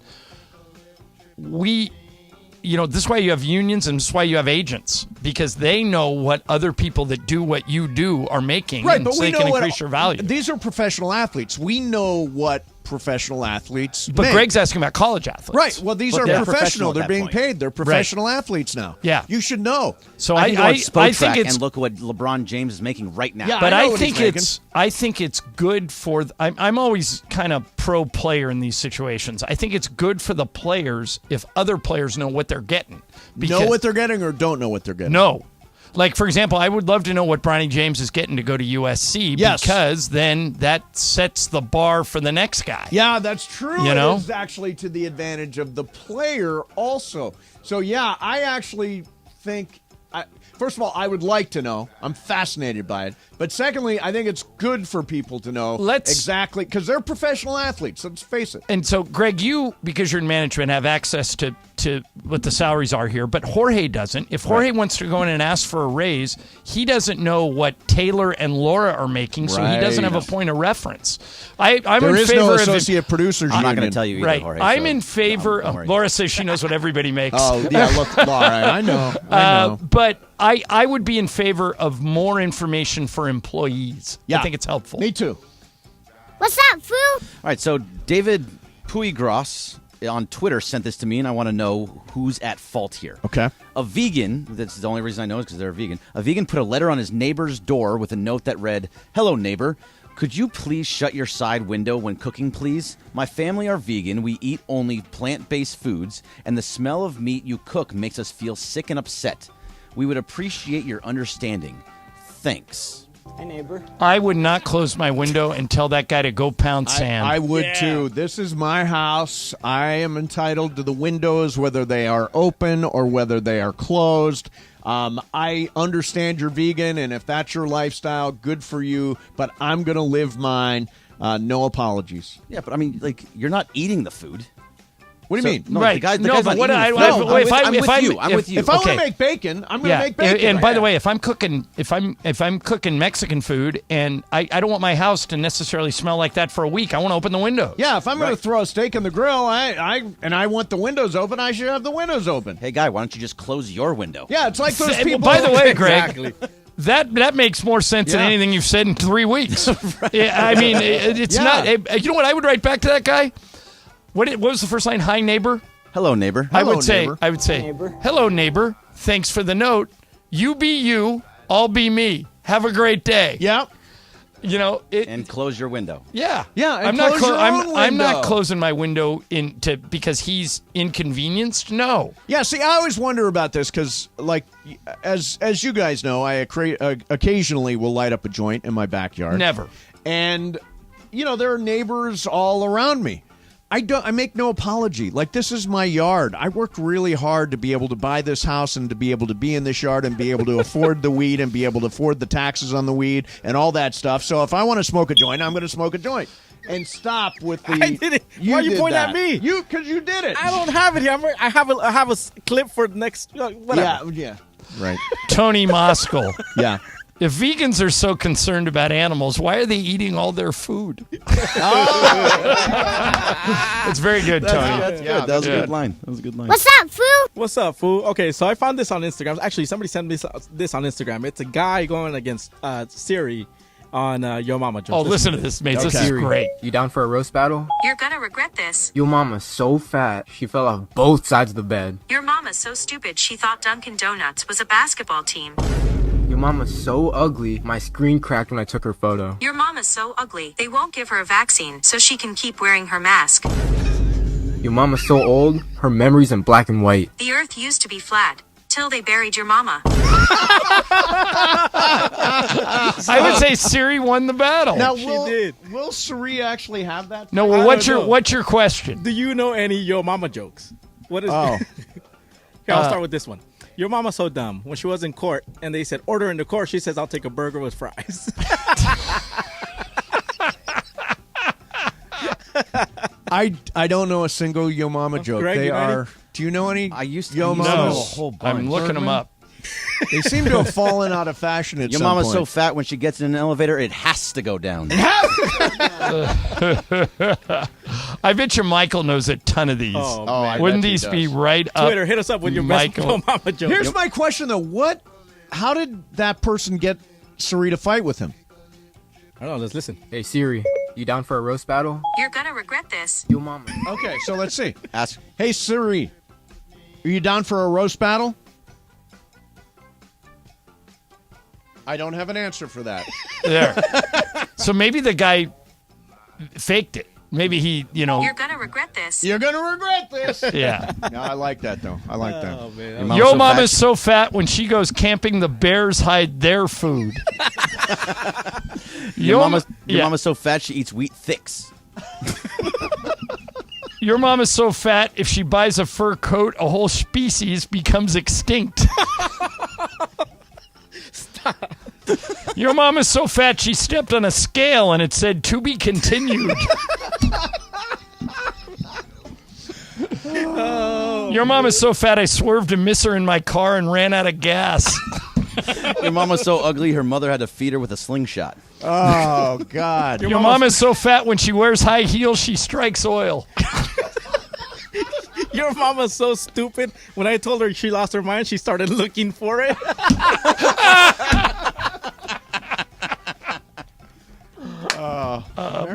Very. What's up, fool? That's gonna do it. Is that all? You're gonna end on I'd Yo rather Mama end jokes? on a Yo Mama joke. It's very I funny. think it's actually very funny. All right. Coming up next for you, Stephen A. said some stuff this morning about Anthony Davis. Now he's maybe backtracking a little bit. A little bit. A little bit. That's coming Full up next for you. retreat. Mason, Ireland.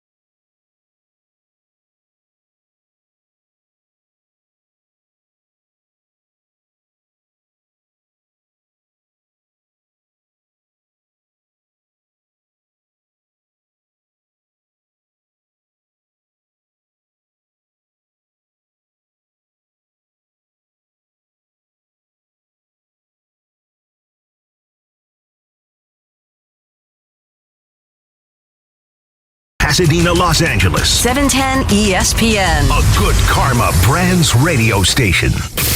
ESPN 710 Los Angeles. Sports. And it is the biggest show on the radio. Mason and Ireland is on for your Thursday afternoon. I want it so bad. Here we go. It is a Lakers Reaction Thursday, powered by Michelob Ultra. Last night in the Bay Area, Game 5. Yeah, no knockout punch from the Lakers. More of like a slap across AD's skull. I can only make that joke because I think AD's okay.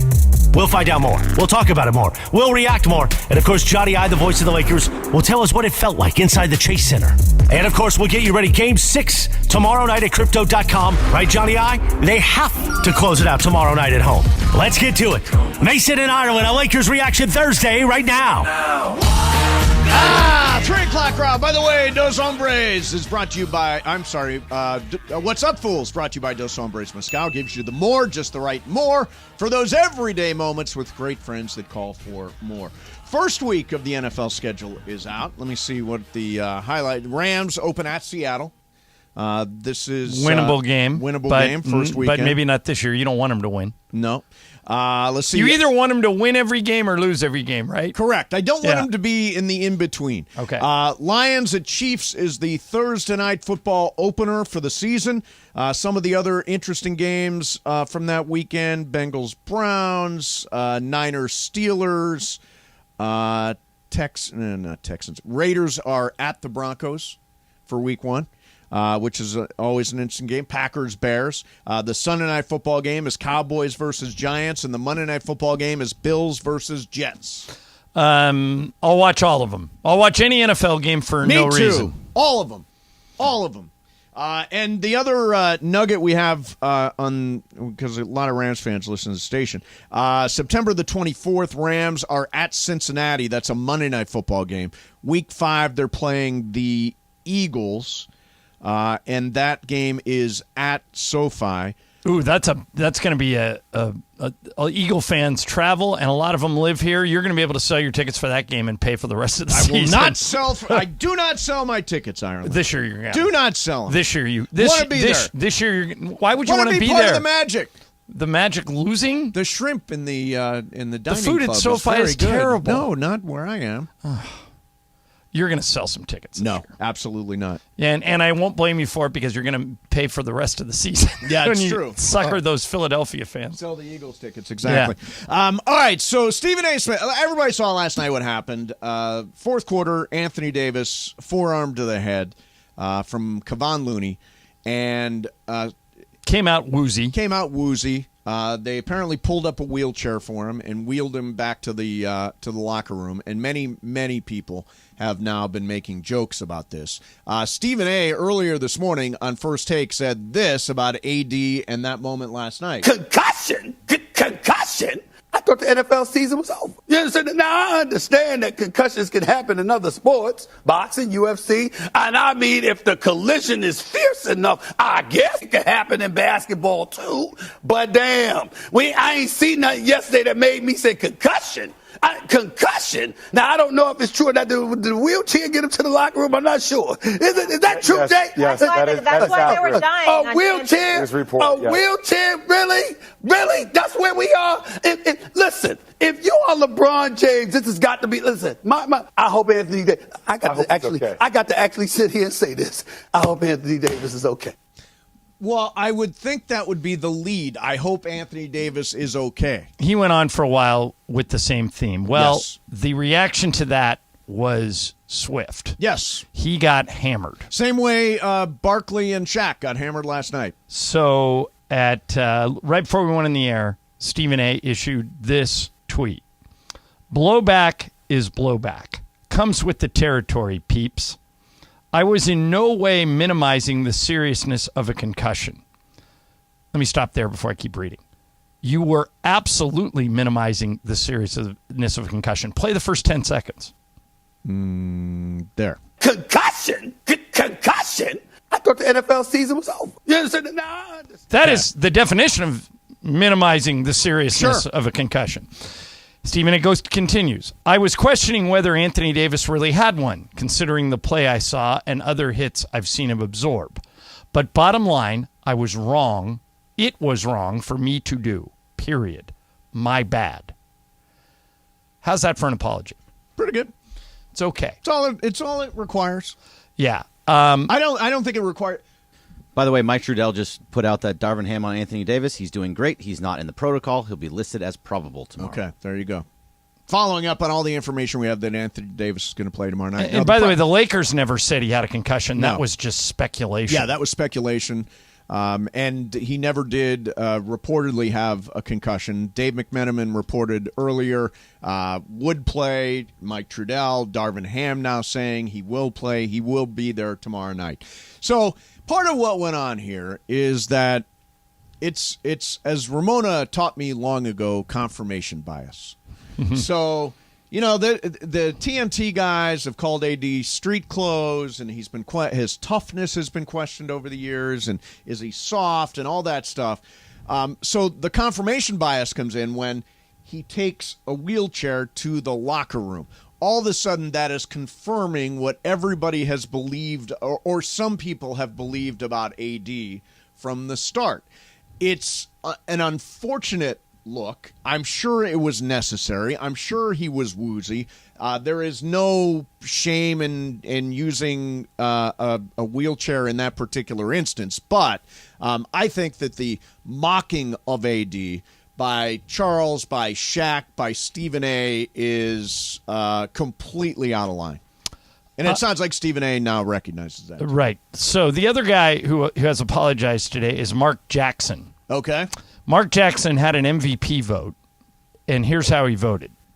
Joel Embiid 1. Yep. Giannis 2. Okay. Jason Tatum 3. Right. Shai Gilgeous-Alexander 4. Sounds right. Donovan Mitchell 5. Not a terrible ballot. Oh. Someone's missing. Yeah, somebody is missing. Who? Did he say Embiid? He voted Embiid number 1. Who did most people have number 2? Giannis? No. Oh, come on. He won the 2 previous MVPs, so you didn't see it either. Yeah. Jokic. So he left him completely off off his ballot and is being hammered. He's being called a racist. He's being called Google it. That's ridiculous. But I mean, and he basically, Mark Jackson has come out and said, I have no excuse. I just screwed it up. Now, every time somebody does this, I think that if they completely leave off somebody like Jokic, and it has happened. There was an incident last year where it happened where it was a weird ballot.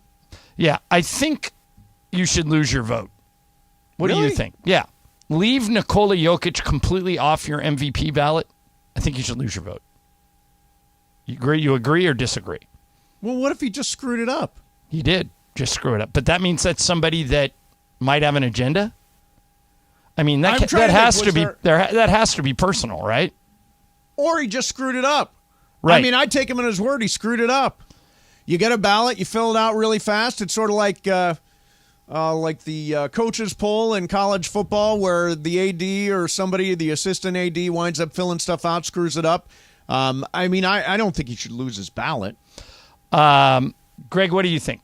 No, I don't think he should lose his ballot. So it's okay to completely leave. What if he would have left Embiid off? If he, I mean, it still would have been no. He shouldn't lose his ballot. It's just like anything else with like Hall of Fame voting. People leave people off all the time. It's his vote. It's what he wanted. That's what he chose. And I'm surprised that you feel this way, John. You don't like any of this cancel culture type stuff. No, I'm not canceling anything. I'm just telling him don't Mark Jackson's vote. Yeah, just tell him not to vote. I mean, voting, he doesn't get paid for it. I'm not taking any money out of his pocket. No, but I'm just saying that this is somebody that doesn't take the voting seriously. So you just say, okay, give his vote to somebody else. He did. Maybe he sincerely thinks that Jokic shouldn't be on the top five. He has come out and said that wasn't it. He said, I have no excuses. I screwed it up. Yeah, I know. I'm more forgiving of this. I would not take his vote away. I don't think it's a big deal. Your vote gone. Out. Yeah. See ya. Yeah, no, I don't think it's necessary to take the guy's vote. He's acknowledged he screwed it up. I mean, God knows, I screw up stuff all the time. Yeah, I would take away your vote. Yeah. If you vote for the Mandy's and you don't recognize this show, I think I should take away your vote. Oh, that's different. I agree. If you don't vote for this show, now now you're on my side. I agree with. Vote for the Mason and Ireland Show. Show of the year. Show of the year. ESPNLA.com. If we win, I'm giving it to Travis and Slee, and I'm throwing it at Slee. No, do not. Yeah, let's just not throw trophies. No, I'm throwing a trophy. I throwing guarantee is it. over. You better not give me one, or I'm throwing it. If it's your trophy that you win for most No, knowledgeable, I'm not winning anything. But if I do, you'll win most knowledgeable. But if I do, I'm throwing it at Sliwa. I think. But so. I'm going to tell him. Sliwa. Why would you throw? I'm going to tell him Sliwa? it's coming. It's symbolic. But I'm why do you have just this vendetta against Sliwa? I don't. I want him to catch it. Actually, I'm giving him the trophy. Do you have a vendetta against Sliwa? No, I like him. Do you? Yeah. Then why are you going to throw it at him? I'm going to toss it to him. Oh, now he's going to not throw it at him. Toss it to him. From the stage to where he'll be sitting. It might be kind of a long. What if throw. it hits somebody else? Maybe it'll be like Tom Brady when he threw the Super Bowl trophy on the boat. Yeah. It'll be kind of hard. My goal at the Mandy's this year is to be like Billie Eilish after she won all of them. Like Just not have enough room to carry everything. All of the trophies at once. Wouldn't that be? That'd be great. It'd be fantastic. I hope I have this problem. What, holding all the trophies? No, but I just realized. Yeah. If the Lakers make the finals, I might have to miss Mandy's. Well, it's between games. Why are you hoping for that? No. Between games. I'm hoping the Lakers make the finals. Yeah. I'm just saying if they do, I might have to miss the Mandy's. They're on June 10th. It's a Saturday. Right. But There's no maybe game I'll that be day. in Boston or Miami or I haven't looked at the games. Have you? I believe that would be 2 home games for them. It'd be Well, Friday we're and the Sunday. road team, so I'm sure we can look it up, Yeah, but so I might have to miss It'd it. be between games 3 and 4. Supposedly, they've already done the math on this. Correct. Supposedly, they've already done the math. Okay. So, We'll see. Sliwa, look out. Duck. No, I will tell him it's coming. I'm All not right. going to try and injure him. Coming up next for you. Oh, it's Apology Day. SportsCenter anchor John Anderson has apologized for something that he didn't really need to apologize for. Oh, I disagree. All right. We will do that coming up next. Mason and Ireland, 710 ESPN.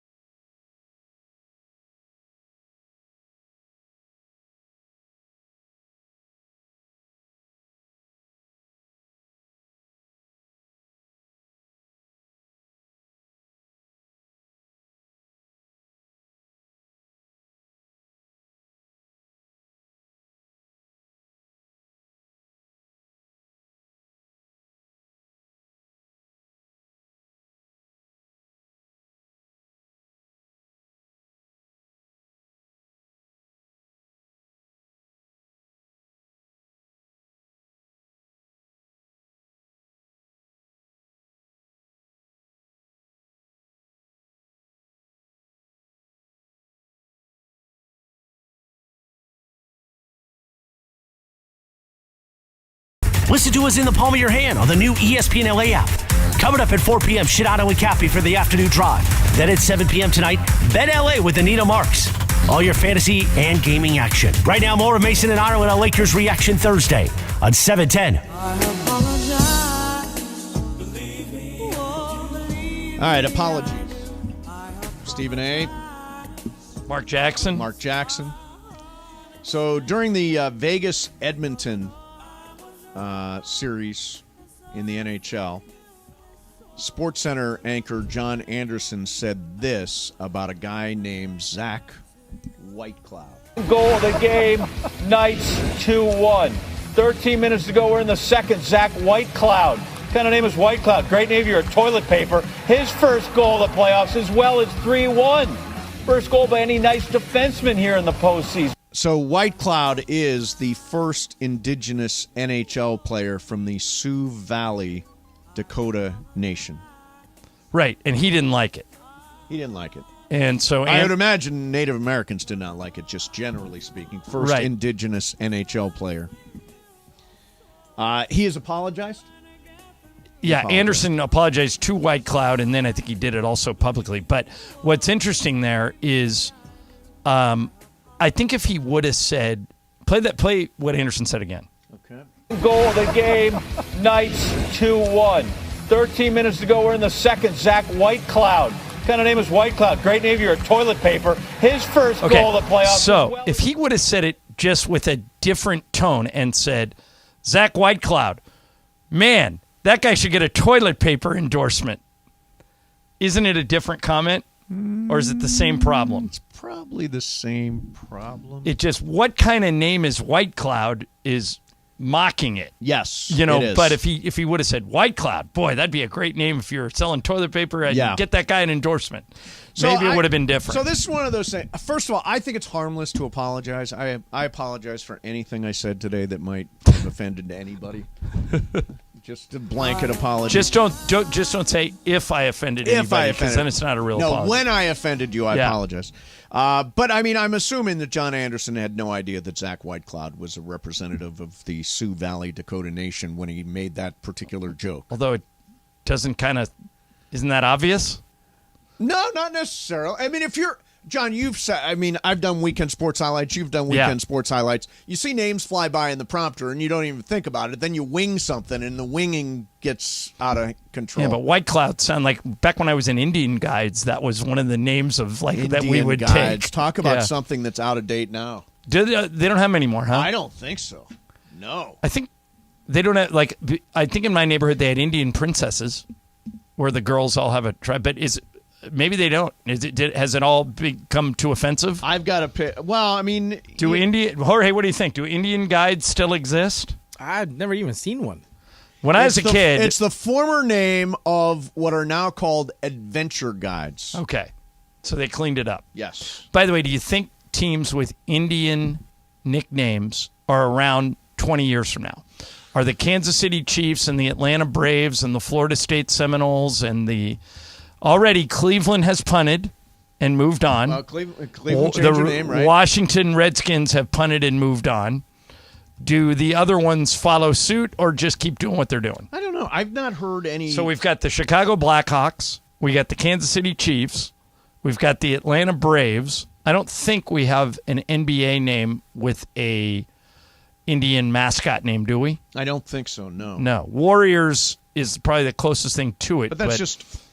I think Warriors is more like a warrior. Yeah, like a fighter. Like a soldier. Yeah. Yeah. I mean, are there big movements? I've not heard anything about this issue for a while. There are big movements on this? Oh, yeah. Florida State has a guy has an Indian ride out on a horse and throw a spear into the middle of the field. But I thought they had made some sort of agreement with the Seminole Nation. Well, now you sound like Dan Gilbert. Like Dan Gilbert used to say, I've met with all the tribes and we have agreements. No, I mean the actual Seminole, like the leader of the Seminole Nation.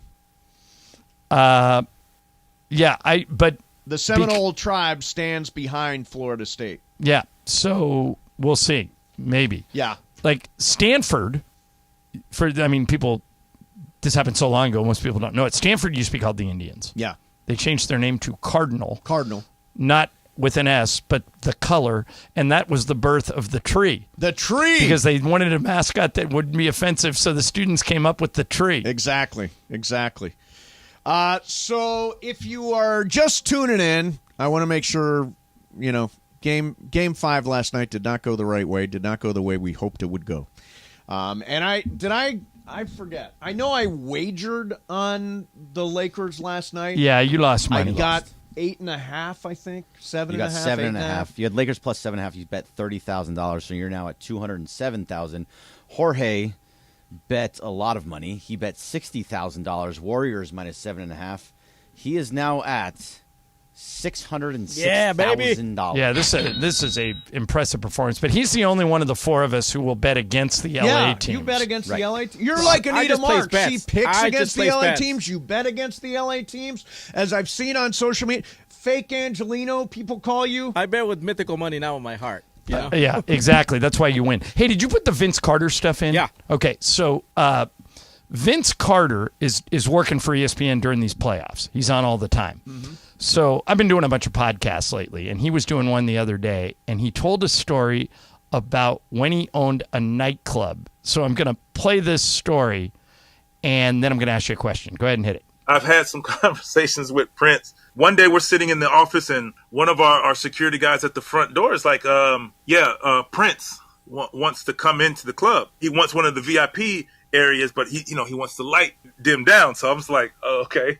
All right. He was in his bell bottoms and his, like Prince, like he was Prince. I had to ask him, like, okay, so why are you here? What makes you want to come to Inside Nightclub in Toronto? He said that he heard about our club and he had to see it for himself. This one girl finds out. She is trying her best to rip the bamboo sticks apart, but you can't just break bamboo. Like that's why you had it there. Prince is just sitting there like, yeah, man, this is a great place you have here. Our security finally, after like 5-10 minutes of her trying to rip it up, they pick her up. And they're escorting her out, and she passes out. Prince, I love you. I was like, you're the greatest. I love you. Oh, my God. And boom, just like she's out, passed out. I was just like, whoa. And he never flinched. Never flinched. All right, so here's my question. Mm-hmm. Who's the most famous person you've ever seen in person? In person. So I remember you told me you introduced Ronald Reagan when he was president. President Ronald Reagan is right at the top of the list. I mean, he was in the middle of his presidency, and I met him when I was a sophomore at Bowling Green. So I met President Obama on the 2 Laker championship ring trips in 9 and 10. But, Greg, who's the most famous person you've ever met in person? LeBron. Jorge, how about you? Kobe and Paul McCartney. How'd you meet Paul McCartney? At the Four Seasons. I used to work for TV, so we were doing a movie special. One of those interviews with like the main star. Yeah, right. Like those a Q&As. junket. Yeah, we were doing one of those, and I was a camera guy. So as soon as I'm walking into the Four Seasons, he's walking out of it. A couple stops and says, "Hey, Sir McCartney or Sir Paul or whatever they call him." Did you say Sir Paul? No. The couple in front of me, and then he stopped and he says, "Oh, hey, nice to meet you. No pictures though, no pictures." And then I said, "Hey, nice to meet you as well," and we just walked in. But he talked to us for like 2 minutes. Well, Kim was at the game the other night, Kim Kardashian. Yeah. And she was in the press She is room. just striking, by the way. She was in the press room with Chris was there, and then one of the Jenners was there. I don't remember which one. Kylie or Kendall. Kylie or Kendall, yeah. Probably Kendall. Those are like global famous people. Right. We do, LeBron, Kobe, we've interviewed. People like that, because of what we do. In terms of my goal is to someday meet the Pope. I would like to meet the Pope. Or you just go to the Vatican. No, you can't just walk up to the Vatican. You need to. Well, you'd be out in the courtyard. You need an appointment. You can yell up. You need an Hey, appointment. Pope. Hey, Pope. Hey, Pope. Yeah. Hey, Pope. Or if you're Cappy, you just say, "Hey, King." Hey, King. Hey, King. I would say Reagan was probably, in terms of just like magnitude, he was probably the biggest one. I met Steven Spielberg once outside a dive restaurant. I remember. Hey, love your restaurant. Yeah. Greatest filmmaker of our generation. And I told him I liked his lousy submarine restaurant. Yes. That Prince story, though, that he told reminds me of the Carlos Boozer Prince story. Do you remember that story? No. I've told it before, but I haven't told it in a while. We heard the story before. But he doesn't remember Pepe. I don't even remember this story. Boy, Kelvin Washington just texted me. He met Pope Francis, Beyonce, and Jerry Seinfeld. Wow. Kelvin's running in some different circles than us. All right, so here's the Carlos Boozer story. Carlos Boozer played for us for a couple of years, maybe only 1 year. Yes.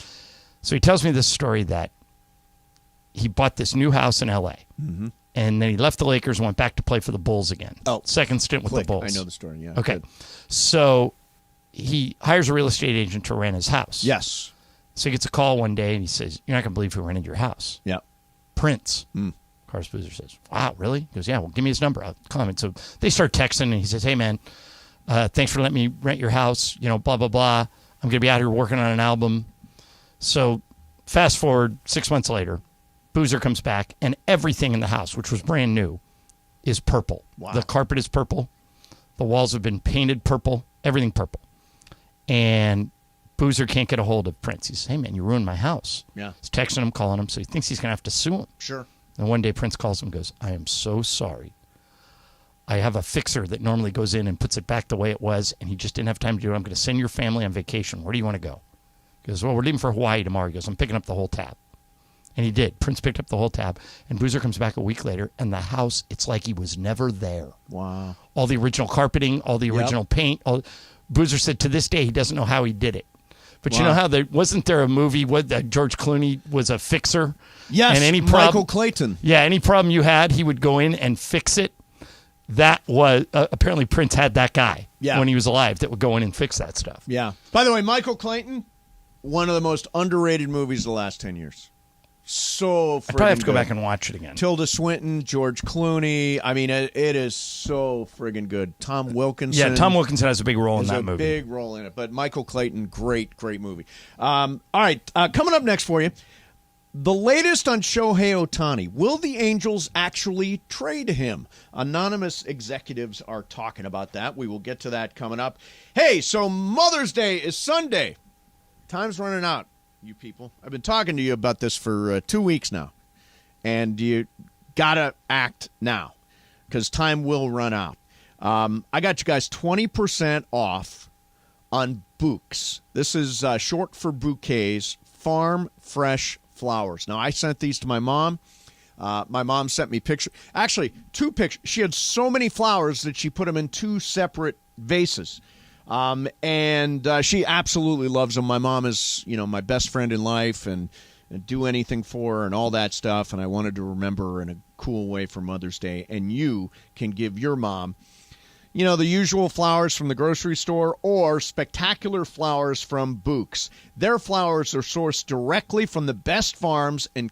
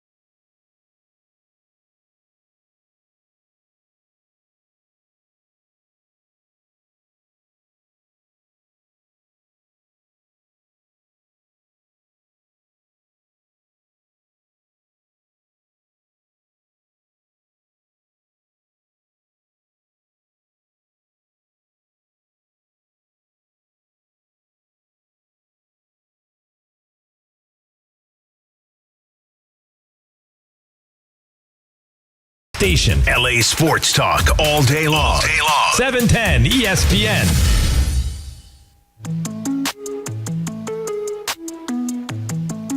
So what's up, people? Last night didn't go well. Lakers. There is now a Game 6. It is tomorrow night at Crypto.com Arena. Lakers better win tomorrow night. Better win. We're calling it a better win game. And Anthony Davis is fine. Everybody should apologize that was bagging on him last night. He suffered a shot to the head. Was at some point in a wheelchair leaving the court, and everybody made fun of him, like Charles and Shaq and Stephen A. Everybody just stop. And I hope Anthony Davis hears this stuff. I hope he hears it. I hope it pisses him off. Comes out like a man possessed. Comes out like crazy tomorrow night. All right. So there's a lot of fascination around Major League Baseball with Shohei Ohtani of the Angels. And I came across this story today, John. This speaks a lot to Artie Moreno. So the question is, will Shohei Ohtani hit the market this summer at the trade deadline? Okay. Here is what one executive told Buster Olney. They're not going to trade him. If they were going to deal him, the best time would have been last summer. Unless they completely collapse, no shot. What some rival evaluators believe is that Angels owner Artie Moreno, who went on the record during spring training saying that Ohtani won't be dealt as long as his team is in contention, does not want to be remembered as the guy who pushed this generation's Babe Ruth out of his organization. It's hard to find anyone who believes that Ohtani will re-sign with the Angels after he hits the free agent market, but if he does leave Anaheim, Moreno will at least have an out. It would be Ohtani's choice to depart, and not because Moreno ushered him out of town. Yeah, but what that whole thing you just read and leaves out is it's negligence on the Angels' part to let him leave without getting anything for him. If he leaves as a free agent and you get nothing for him, you just blew a chance to rebuild your whole team. I agree with Michael about this. I think you give him the Godfather offer right now and you say, Shohei, here's $600 million. More than any baseball player has ever been paid in history, to get you to stay here. Right. But you need to let us know before the trade deadline because we can't let you walk away for nothing. And Shohei either says, okay, I'll take your $600 million, or I really want to go to market. And if he says he wants to go to market, you have to trade him, don't you? Even if you're in contention. And by the way, the Angels, I think, have 2 less wins than the Dodgers. Right. The Angels are solidly in the American League West race. I think they're 2 games or 2.5 games behind Texas at this point. Would you pull the plug on Ohtani if your team is in contention? I would, because he's too good of a player to let walk for nothing. Not. I don't think Right, so you should. you're the one that, I mean, you're basically setting them up to be Cleveland when LeBron left. They were terrible for 5 or 6 years until LeBron came back. That's what you're doing to the Angels if you have your position. No, what I'm trying to do is to win a World Series. Well, they were they were trying to win a championship with LeBron. Right. I'm talking about right now, this summer, Angels, they're trying to win a World Series. If they collapse, which is, one possible scenario, if they're 10 games out of first at the trade deadline, move them. If you're within striking distance or in a playoff spot, I don't think you can. Bergman, would you ever, under any condition, let Shohei walk for nothing? 100% no way. And they're absolutely right. He should have been traded last summer. But that's just evidence that they're not going to. No, I know, and it's wrong. They should do it right now. They should do it today. If they have the ability to do it, they should do it today. So, obviously, they have the ability to do it. They can trade Shohei Ohtani if they choose to do it. But they're choosing not to, and it's wrong. He should move. If the team is in contention, I don't think you trade Shohei Ohtani. He's going to leave. All these people say he's going to leave. Yeah, didn't you say it's impossible to find anybody who thinks he's going to re-sign? Hard to find anyone who believes that he will re-sign. So force his hand. Offer him so much money that he either has to take it or then. I mean, and by the way, what I'm suggesting. By the way, I don't even think he's in offer-taking mode. He's definitely going to market 100%. Well, then I would trade him. Because then you can get an absolute haul for him. And by the way, this happens in baseball all the time. Happened with Manny Machado. Happened with Juan Soto. Happened with Max Scherzer. Happened with Trey Turner. Happened with all sorts of guys. If we offer you a contract and you say, nah, I want to go to market, those teams more often than not trade them so they can get some assets back. Bryce Harper. Yeah. Same thing. Yep. Well, Bryce Harper signed as a free agent. Yeah, I think Bryce Harper. He turned down a deal first. But I don't think Bryce Harper's never been traded, has he? No, he wasn't traded. No. That doesn't fit there. But this is going to be the same thing. They got nothing for him. They got nothing for Bryce Harper. They got nothing for Bryce Harper. And strangely won the World Series the next year. Correct. Yeah. Correct. Yeah, I think from being if I'm an Angels fan and I am in the race and I've got a chance to get to the playoffs for the first time since Mike Trout was a rookie, I don't want my biggest star traded. What if you get such a haul back that your team is still good? Like, what if you trade him for the Dodgers for Julio Urias, Will Smith? Well, Urias is not even in the market because he's leaving at the end of Well, the year. yeah, you would be trading each other's problems. Right. But you would. But if you got Julio, Will Smith. Will Smith's not getting traded. Well, I mean, he's you're going to best hitter right now. Right, but I'm just saying Shohei Ohtani is better than Will Smith. Right, but they're not. There are players that the Dodgers will move. They're just. It's not going to be Will Are Smith. you seriously saying you would not trade Will Smith for Shohei Ohtani? I don't even believe he Listen would be, to you. He would not even be in the conversation. Listen to you. He It's wouldn't be. Shohei Ohtani. He would not be. First of all, I don't think You would not. This is worse than when you said Yasiel Puig is better than Mike Trout. No, it's not. You are comparing Will Smith right. to Shohei Ohtani and saying if the Angels called you and said, we'll trade you Shohei, here's the list of people we want, and they start with Will Smith, you hang up on him. I don't believe they would ask for Will Smith. Why wouldn't they? He's a 26-year-old catcher. I don't believe that Will Smith is the kind of player they're looking for. I think they're looking for young players with a lot of upside, like James Outman. Outman would be on that list for sure. Dustin May. Yeah. They're unlikely to ask for Will Smith. I think you have to get some proven talent in that deal. And James Outman is great. In my mind, is proven. But I think he's going to be Rookie of the Year. Well, so is Cody Bellinger. And look at him now.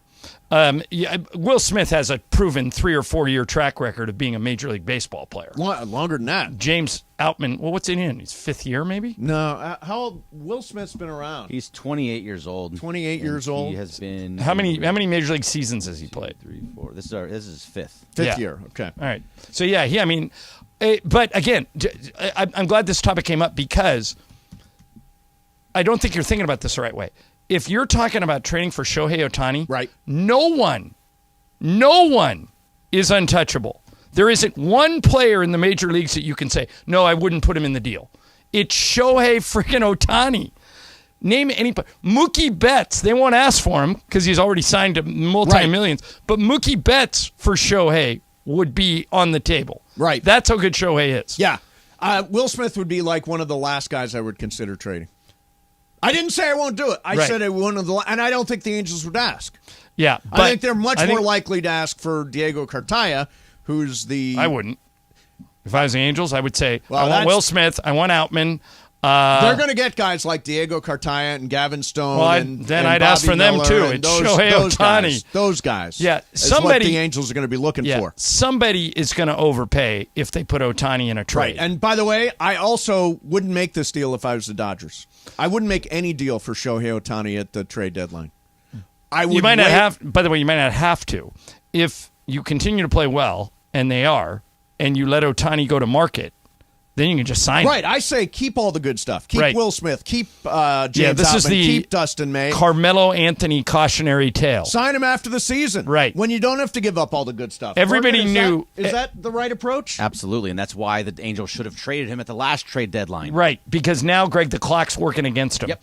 But, I mean, when I say Carmelo Anthony cautionary tale, do you remember when Carmelo said, he went to the Nuggets and he said, guys, I'm just letting you know I'm not re-signing. Right. I want to go to the Knicks. You guys can either trade me there or I'll just play out my contract here and I'll go. And the Nuggets went, well, let's get something for him. So they traded him to the Knicks. The problem was the Knicks emptied their roster. Right. And so there was nothing left. And so that's what you're saying you want to avoid if you're the Dodgers. Right. You don't have to give him Outman. You don't have to give him Will Smith. You don't have to give him anybody. Just sign him. You've saved all this salary cap space for the offseason. You're ready to pay him $600 million. You didn't re-sign Trey Turner. You didn't re-sign Cody Bellinger. You're saving all this money. That's the way to go. Yeah. All right, coming up next for you is Game of Games. I'm not sure whose game it is It's today. Bergman's game. It's Bergman's game. Did you remember to write a game today, Bergman? I did remember to write a game. Big of you. Who's going to play? Andy Kamenetsky. Andy Kamenetsky, who is filling in for George Shadano. But he always makes the game, so this time we wanted to let him play the game. Excellent. So Andy gets to play next. Mason and Ireland, 710 ESPN. All right, let me tell you. Emma, are we doing this right now, or is this another tease? A tease. This is a tease. So we are teasing you about the chance to win the ultimate summer getaway to the Surf and Sand Resort in Laguna Beach. Here's what you do. You listen for us to tell you when it's time to call, and if you are the correct caller, you win $50 to the Splashes Bar, and you qualify for the grand prize at the Surf and Sand Resort in Laguna Beach, which is a 2-night stay at Surf and Sand, couple spa treatment, dinner for two, and beach activities. Relax, unwind, and rejuvenate oceanside at Surf and Sand Resort. Peace of mind guarantee. It is a terrific prize at a terrific place.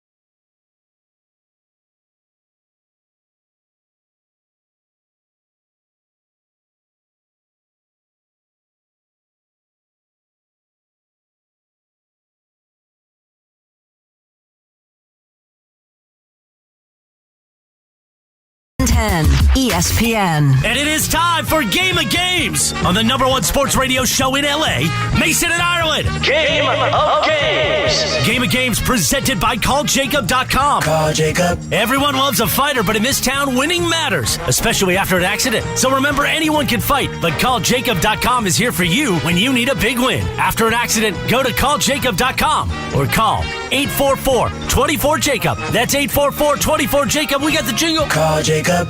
Thank you. Game of Games time. Take it away, Mace.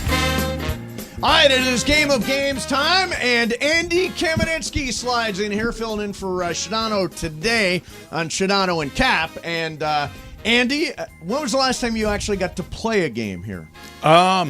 It's been a minute. Yeah. I keep getting the games dumped in my lap at the last minute when I'm sitting in for John. Roars! As far as creating the games. Yes. Right. Yes. I'll talk to my jingler. I'll talk to my jingler, says Andy Kamenetsky. All right. It is Bergman's game today. Bergman, What do you got going? And by the way, you do a very good job with the games, Andy. Yeah, no, very good guy. Thank you. It's just a really easy, real or fake, random facts. Just tell me if they're real or I made them up. Real or made them up. Okay. Completely potpourri, uber facts type game. Okay. All right. So number 1, Jay-Z is now the wealthiest musical artist in the world, passing Diddy with a net worth of over $2.5 billion. Mace? I will say true. John? True. Jorge? Yeah, true. Andy? True. You're all right. He is the most with $2.5 billion. All right, number 2. $2.5 billion. And that's not even counting. And he's married to Beyonce. Yeah, right. Winning. Yep. Absolutely. I'll talk to my jingler. I'm not going to be able to get through the game with that. All right, so Uranus, or Uranus, however you pronounce it, was discovered before the continent of Antarctica. John. False. Jorge. That is true. Andy. True. And Mace. I also think it's true. It is true. John is the only one to get that one wrong. So they discovered the planet before they discovered Antarctica. Correct. Okay. It was in the 1700s for Uranus and 1800s for Antarctica. Okay. Number 3. Jorge, we'll start with you. Some snails can sleep up to 3 years at a time. That's false. Okay, Andy. False. John. False. Mace. I am going to go true. It is true, Mace. Really? The only one to get that one right. Yes, 3 years at a time for those crazy snails. Number 4, Andy, I'll start with you. NFL water boys are very well paid. They can make up to $53,000 a year. Okay, the pattern now is they're all true because I'm wondering if that's what I'm also. Well, I'm wondering if Greg was not in the mood to imagine and make up things. Chat GBT on us. But I'm still going to say false. Okay, John. 53,000 a year. Yep. I'll say it's true. Okay, Mace. I am also going to go true. Jorge. True. It is true. They can. Make Okay, now I figured out the pattern. The pattern is they're all true. Okay. By the way, that's 53,000 for half a year. Right. Not even, that. not Like even a third of 17 a year. weeks. That's a good gig. It's a good, very That is a good gig. great side Got hustle. to keep them hydrated. Plus, you get to be at a football game. Yeah. 8. It's only 16. Okay, so that's 5 in a row, 5 true. No, it's 4. 4 in a row. It's Mason 4, Jorge 3, Andy and John 2. Okay, number 5. We'll go back to Mace here. 1 trillion seconds is the same as 123,456 years. That's true. Jorge. False. Andy. False. John. You are due for a false. I'll go false. It is false. It's actually 31,456. All right, Jorge has caught Mason, and Still Andy a and I lot. are now only 1 back. Okay. How many are left? There's 10 total, so 5 more. Okay. Okay. Most humans are lactose intolerant. In fact, only 4% of people possess the lactose enzyme needed to digest milk. Go, Jorge. That is true. Andy. True. John. True. Mace. True. It is false. Son of a... 30% of people possess that gene. You're gonna regret this. Number 7. I think I start with Andy. It doesn't matter. Yes. You should start with Mason or Jorge. You only have 4 left. Yeah, so Jorge is leading, so I'll start with Jorge. Okay. Dasani No, Jorge and Mason both have 4. Right? No, John. You're right. They both have 4. Yeah. 4, Okay. 4, 3, 3. Yeah. So we'll start with Jorge. Dasani water is nothing more than purified tap water. I'll say true. Okay. Mace. True. Andy. True. John. True. It is true. It's like some guy with a garden hose in his backyard filling up Dasani bottles. It's the guy who owns Coca-Cola. All right, number 8. It Mace is will the start guy with that you. owns Coca-Cola, yeah. Mace, we'll start with you on this one. Yep. English is not the official language of the United States. I'm gonna say that's false. Jorge. Oh, I'll go true. Andy. True. And It's John. true. It's true. It is true. West There Wing. is no official language. official language. Matter of fact, when they really wanted to mess with the Democrats, Yep. the Republicans on the West Wing would come in and say, English as the national language is our leadoff hitter. It was your old neighbor, Paul Provenza, who did that. All right, so now Jorge has 6. Everyone else has 5. And there's 2 left. So Jorge, you got to go Jorge, last. go You got to first. first. The last ones. All right. The average human hasn't made a new friend in 5 years. Jorge? I'll go false. Andy? Pandemic probably sped that up. I'm going to say true. John? What did Jorge say? He said false. I'll go true. And Mace? I'm going to go true. It is true, and you all are tied all the way up and down. All right. Do you have a tiebreaker? I have a tiebreaker, yes. Okay. It is 6-6 to 6-6. Some would Ooh, say look at devilish. this. Wow. Yeah. All right, number 10, the last one, and we're going to start with John here. Sex and food activate the same part of the brain.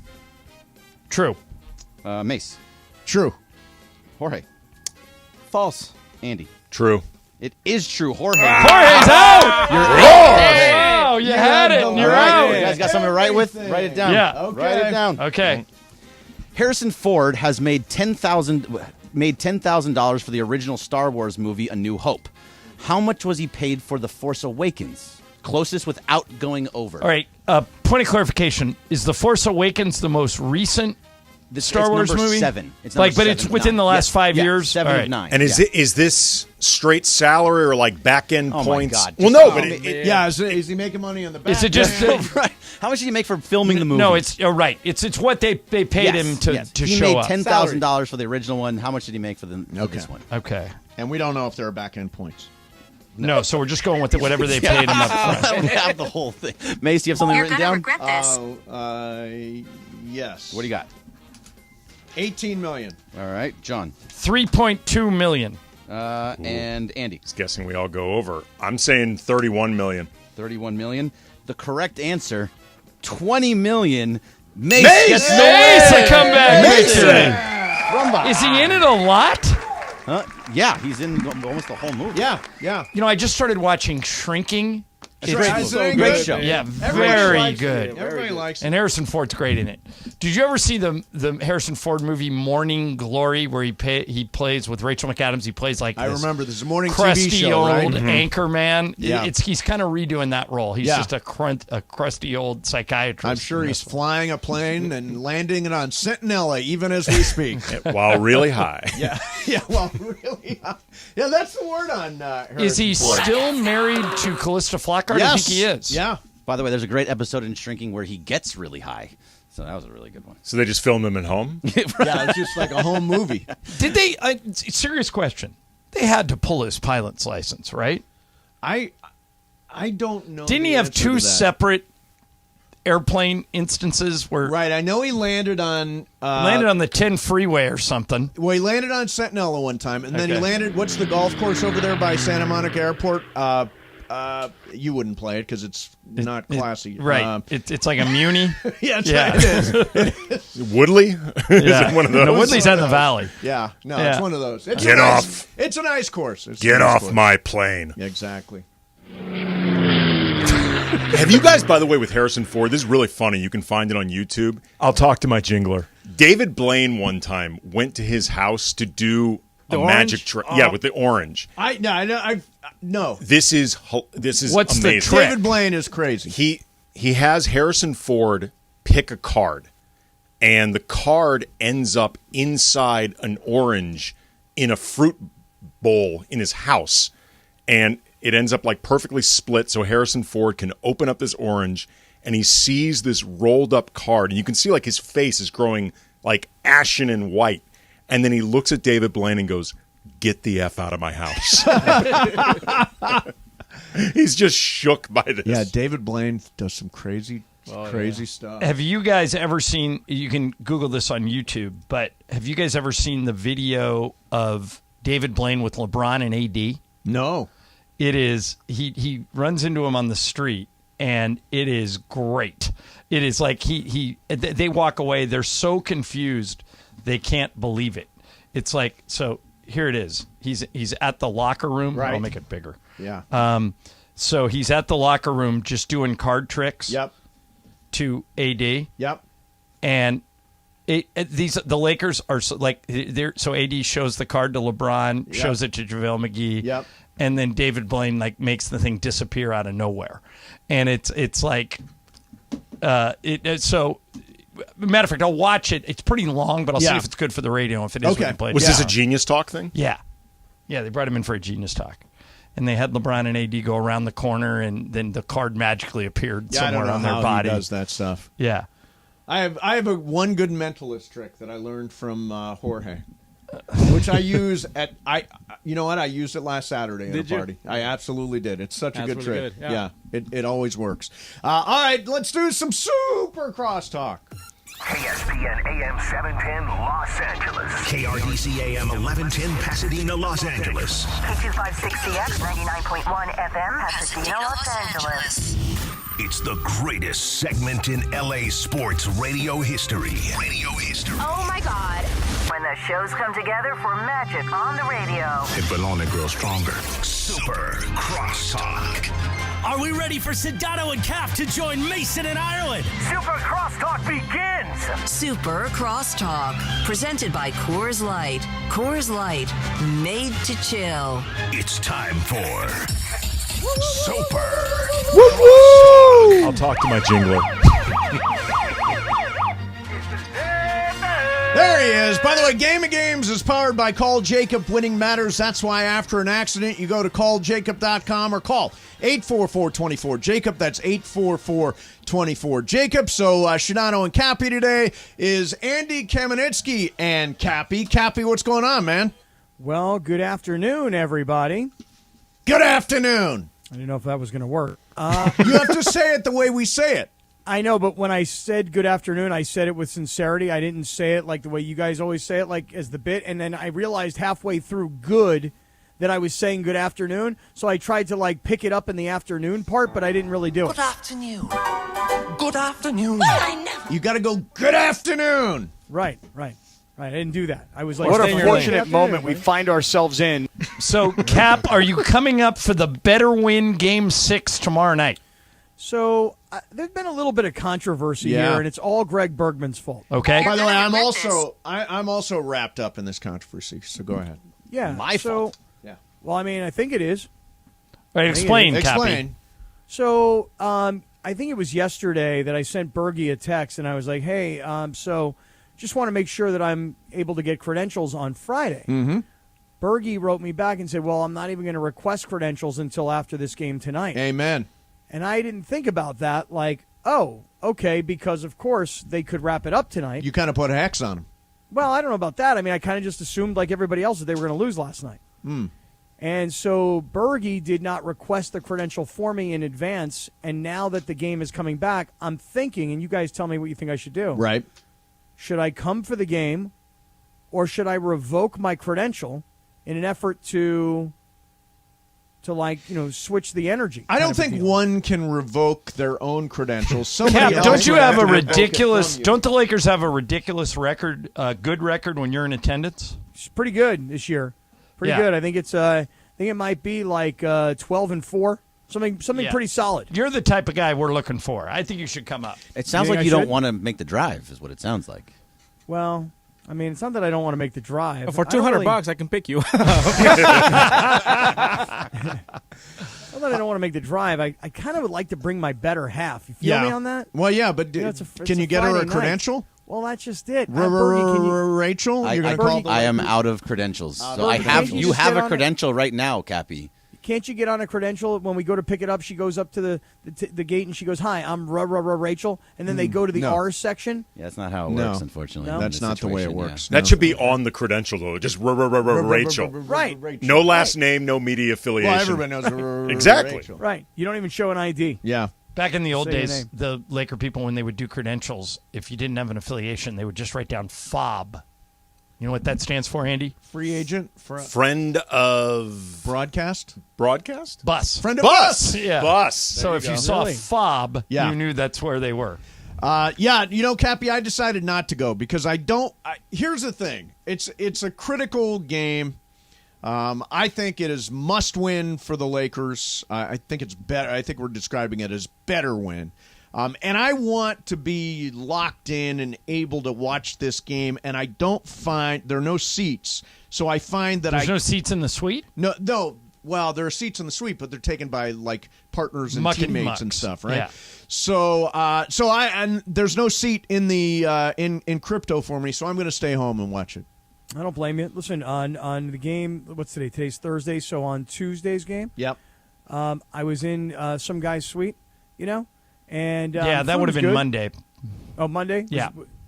Oh, yeah, right, Monday. So, so I'm in this suite, and the food was good. Food was really good, as a matter of fact. Yeah. And I ate, but it was crowded, and I couldn't really get a seat, and I couldn't watch the game. So at halftime, I was like, hey, thanks for that really nice Caesar salad. And they've got these pizza cupcakes they've got in these suites. They're called pizza cupcakes? Do they? Mace, they're unbelievable. And Pizza they taste cupcakes. like pizza? Yeah, they're like it looks like a little cupcake, but it's just a pizza. So there's like sauce and cheese and pepperoni. Oh, that's a good concept. Basically, if I'm guessing, Cappy, and tell me if I'm wrong, you're taking the dough, and rather than stretching it out, you're baking it inside a cupcake holder, and Yes. then you top the dough with pizza items. Right. You take your finger, right, and you Thanks, stick it Emerald. in there, right? And then you We established to have a pizza maker. Bam! Yeah, you take the thing, you take the little crust, Yep. you put it in the cupcake thing. You take your finger, you stick it in there, right? No, You it's make good. like a I little- get. I think it's actually a really good idea. Yeah, little sauce, Yeah. little cheese, yeah. little pepperoni, and then you bake it. It's a pizza cupcake. But at the end of the first half, Mace, I told this pizza cupcake guy, I go, hey. So anyway, I tell the pizza cupcake guy.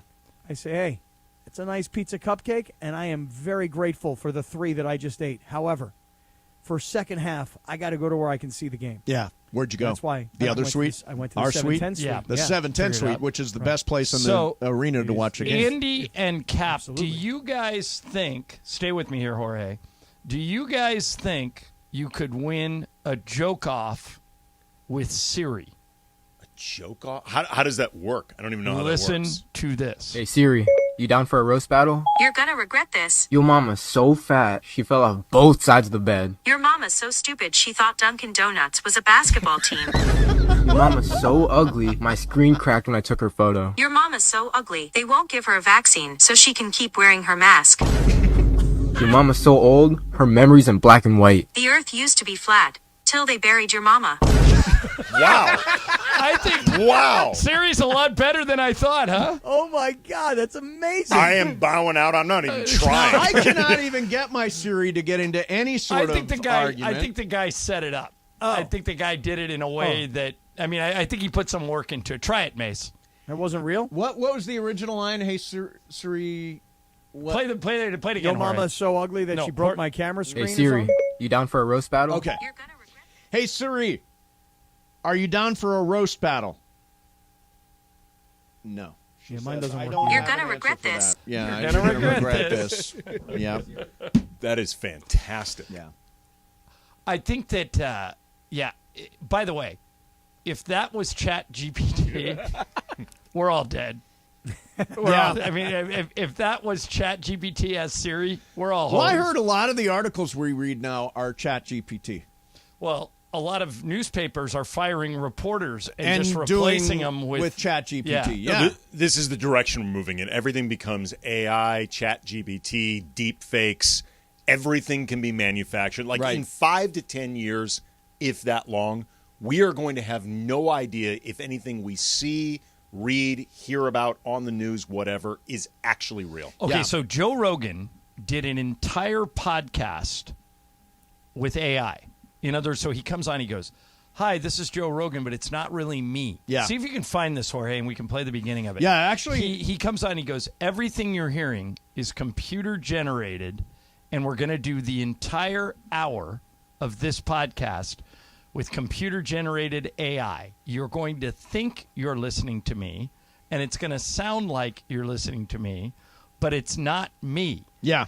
And you listen to it, and it's like exactly what Andy said. It's like, this is where the world is going. Yeah. Mace, and you and I have so many recorded hours I of know. podcasts. that I know. Somebody could literally just reverse every position we've ever Well, had we and have, issue it. We have literally said everything. Yeah. Like, at somewhere along the line, chances are we said it. Many years ago, when we were doing Crossfire, where Mason and I would pick a topic and just argue with each other, and the first guy who could get 10 votes would win the argument, we decided just as a bit to switch positions at halftime. So like half an hour into it, I started arguing Mason's side, and he started arguing my side.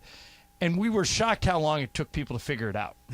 They had already made up their minds, so they were calling, and they said, I agree with Mason. I go, no, now you're agreeing with me. Now, if you don't care about consistency at all, you can basically argue anything. Like, I remember years ago, there used to be a show, they just called themselves The Regular Guys. Okay. They were on probably, I think, like 97.1 back. All right. Did talk, and they used to have these debates, and they had this sidekick on the show. He was like a producer / gopher. His name was Malibu Dan. Oh, I thought his name was Bergman. No, it was not Bergman. Okay, so here's Jorge found. Go ahead, finish your story. I was going to say, and they would make him, because he was terrible at coming up with original thoughts. They would make him take one side of the debate, and they would always take the other. Didn't matter what. Like, his side would be murder should be illegal.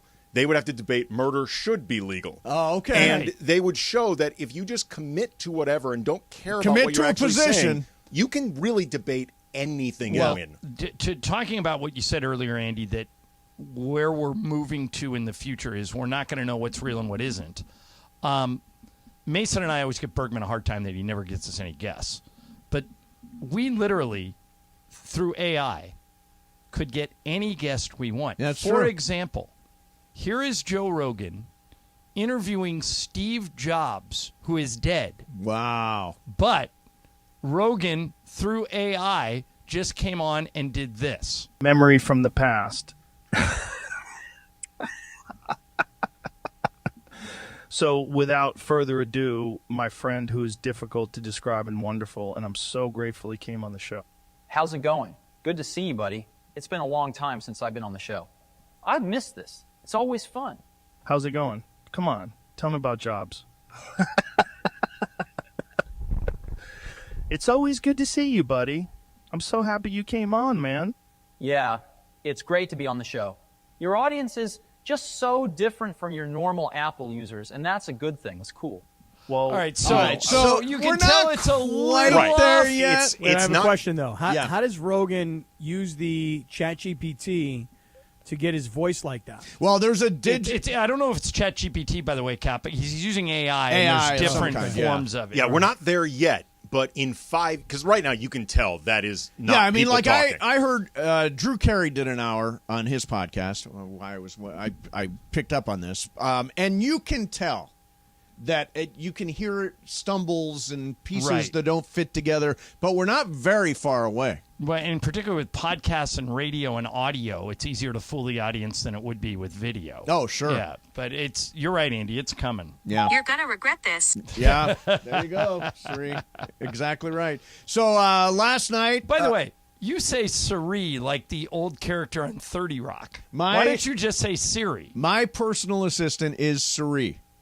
You know, that's the only time I've ever heard that name was that blonde girl, a blonde assistant to Tina Fey on 30 Rock was Siri. Oh, Siri. No, I don't have Siri. I've got an up-level version of the phone with Siri, And who's by kind the way, of a classy assistant. I will say this now with the writer's strike going on in Hollywood. If you want to go back and watch something and catch a whole bunch of stuff you didn't catch the first time, 30 Rock on Hulu, I've watched like 10 episodes maybe in the last 2 months. And every time I know I'd seen the episode before, but I catch 5 or 6 jokes I didn't get the first time. It's true. Hey, let me ask you guys a question, though. You think people are, like, turned off by all this ChatGPT/AI, or you think people are turned on, especially, by the way, in media? I'm just curious, like, are people in media like, this is going to ruin all of our jobs, we're all going to be without jobs in the next 5 years? Do you think people are feeling that way? No. I think they probably should be. But no, I don't think. Look, I think, first of all, AI is super complicated. It's working on our behalf in so many different ways, from Amazon to Just on algorithms yeah, that track us algorithms, every right? day. Yeah, they know where we are at all times. So, do I think this is going to ever completely replace human beings? No. But do I think it could replace some jobs? Like I heard. A website that I sometimes use is BuzzFeed. Yeah. BuzzFeed shut down. Is it going away? I was going to say. I thought I just read that. Now it's only AI generated. So, But they still produce content every day? They're still producing content, but it's through AI. There are no actual living, breathing writers that are involved. Wow. Could you cover, Andy, could you cover a sports team that way? Could you, instead of a beat writer, could you have just ChatGPT cover a whole season? I think it depends on what you want from your coverage. Like, if you're just getting the basic nuts and bolts of a season, sure.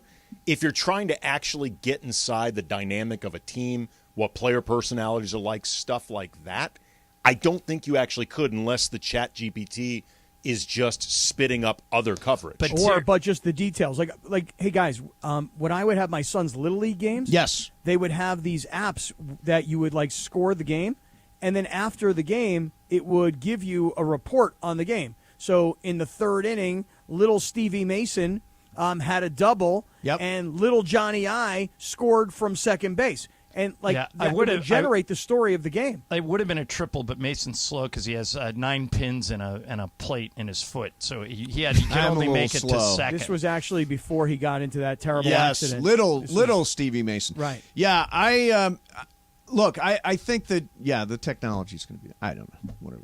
I mean, I think to Cappy's actual question, I think most people don't even know. I think most people have no idea how invasive this stuff has already become. Yeah, or where it's happening in our lives that we don't even know about. Look, I barely understand this technology. I guarantee a lot of people understand it less than me. Certainly older people don't understand it at all. No, not at all. And a lot of younger people, I think, are so used to it, they don't even recognize when it's happening. Yeah, I mean, I was watching the GPT Locked On Lakers podcast today. Oh, it's probably just as good.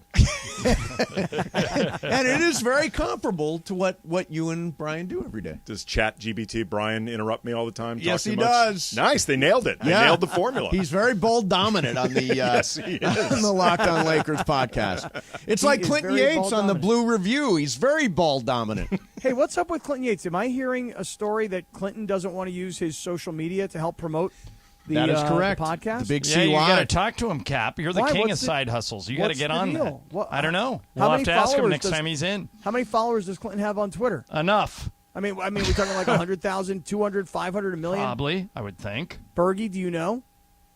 I'm not sure. Because you would think there's a normal thing, like you do like, for example, did a podcast with Robert Wisdom last week. Great actor from Barry and from The Wire. Mm-hmm. Well, we sent out a little social media. Andy was actually the co-host on that one. Yeah, he amplified it. He retweeted it. Right. He did. And you would expect that you put it into the ether. You would think that the big CY, as part of the Blue Review, would amplify it using his social media channels. Maybe he's embarrassed to be working with Bergman. I think that's a thing. I think that is a thing. It is because if he was proud of it, he would obviously be wanting to tell his followers. He'd be like, "Hey, kiddos, come check us out." Hey, kiddos. That's right. Hey, King. Yeah, that makes sense. He calls his people kiddos. He said he was going to start doing it for ones that were a little more evergreen. He didn't want to do every single one of them. But then we did an evergreen one yesterday, and he didn't. If it's a daily show, by definition, they're all evergreen for a short window. Like, you got to strike while the iron's hot for an evergreen show. Right. I mean, we talked about, the Mookie Betts at the Pfister Hotel kind of thing, so that's more of an evergreen that can I hadn't play heard that story. How's that story go? Not the same story. So wait, so how many followers on Twitter, though? Like, that? What sort of amplification are we missing here? Well, I just want him to just put out, like, hey, he has a much bigger following than I do. I don't know how many followers he has. But I'm with John Ireland. I mean, is he embarrassed by this? I mean, you'd be embarrassed by me too, right? No, sir. 48.2 thousand followers. That's 5 times more than me. Followers. That's a lot of followers. That's 5 times more than me. Yeah, it is. So when I retweet it is different than when he retweets it. Did you hear the way we call Clinton Yates now? It's like Batman. It's the big CY in the sky. It's like that. We just send out a bat signal. You see the CY sign, and CY will show up. Right. Right, like a superhero. Yeah, exactly. So what do you guys got? I mean, obviously last night, disappointing. AD, the forearm to the head from Looney, and then the leaving the court, and then the Barkley and the Shaq of it all, and then the Stephen A. and all that stuff, and he's playing tomorrow night. Yes. You'll get into all of it? Yes. Right. Are you getting into all the stuff I just said? Yes. Sedano and Cap next, but no Sedano. Andy Kamenetsky filling in. And we're back tomorrow at 1, getting ready for Game 6. Mason and Ireland, 710 ESPN.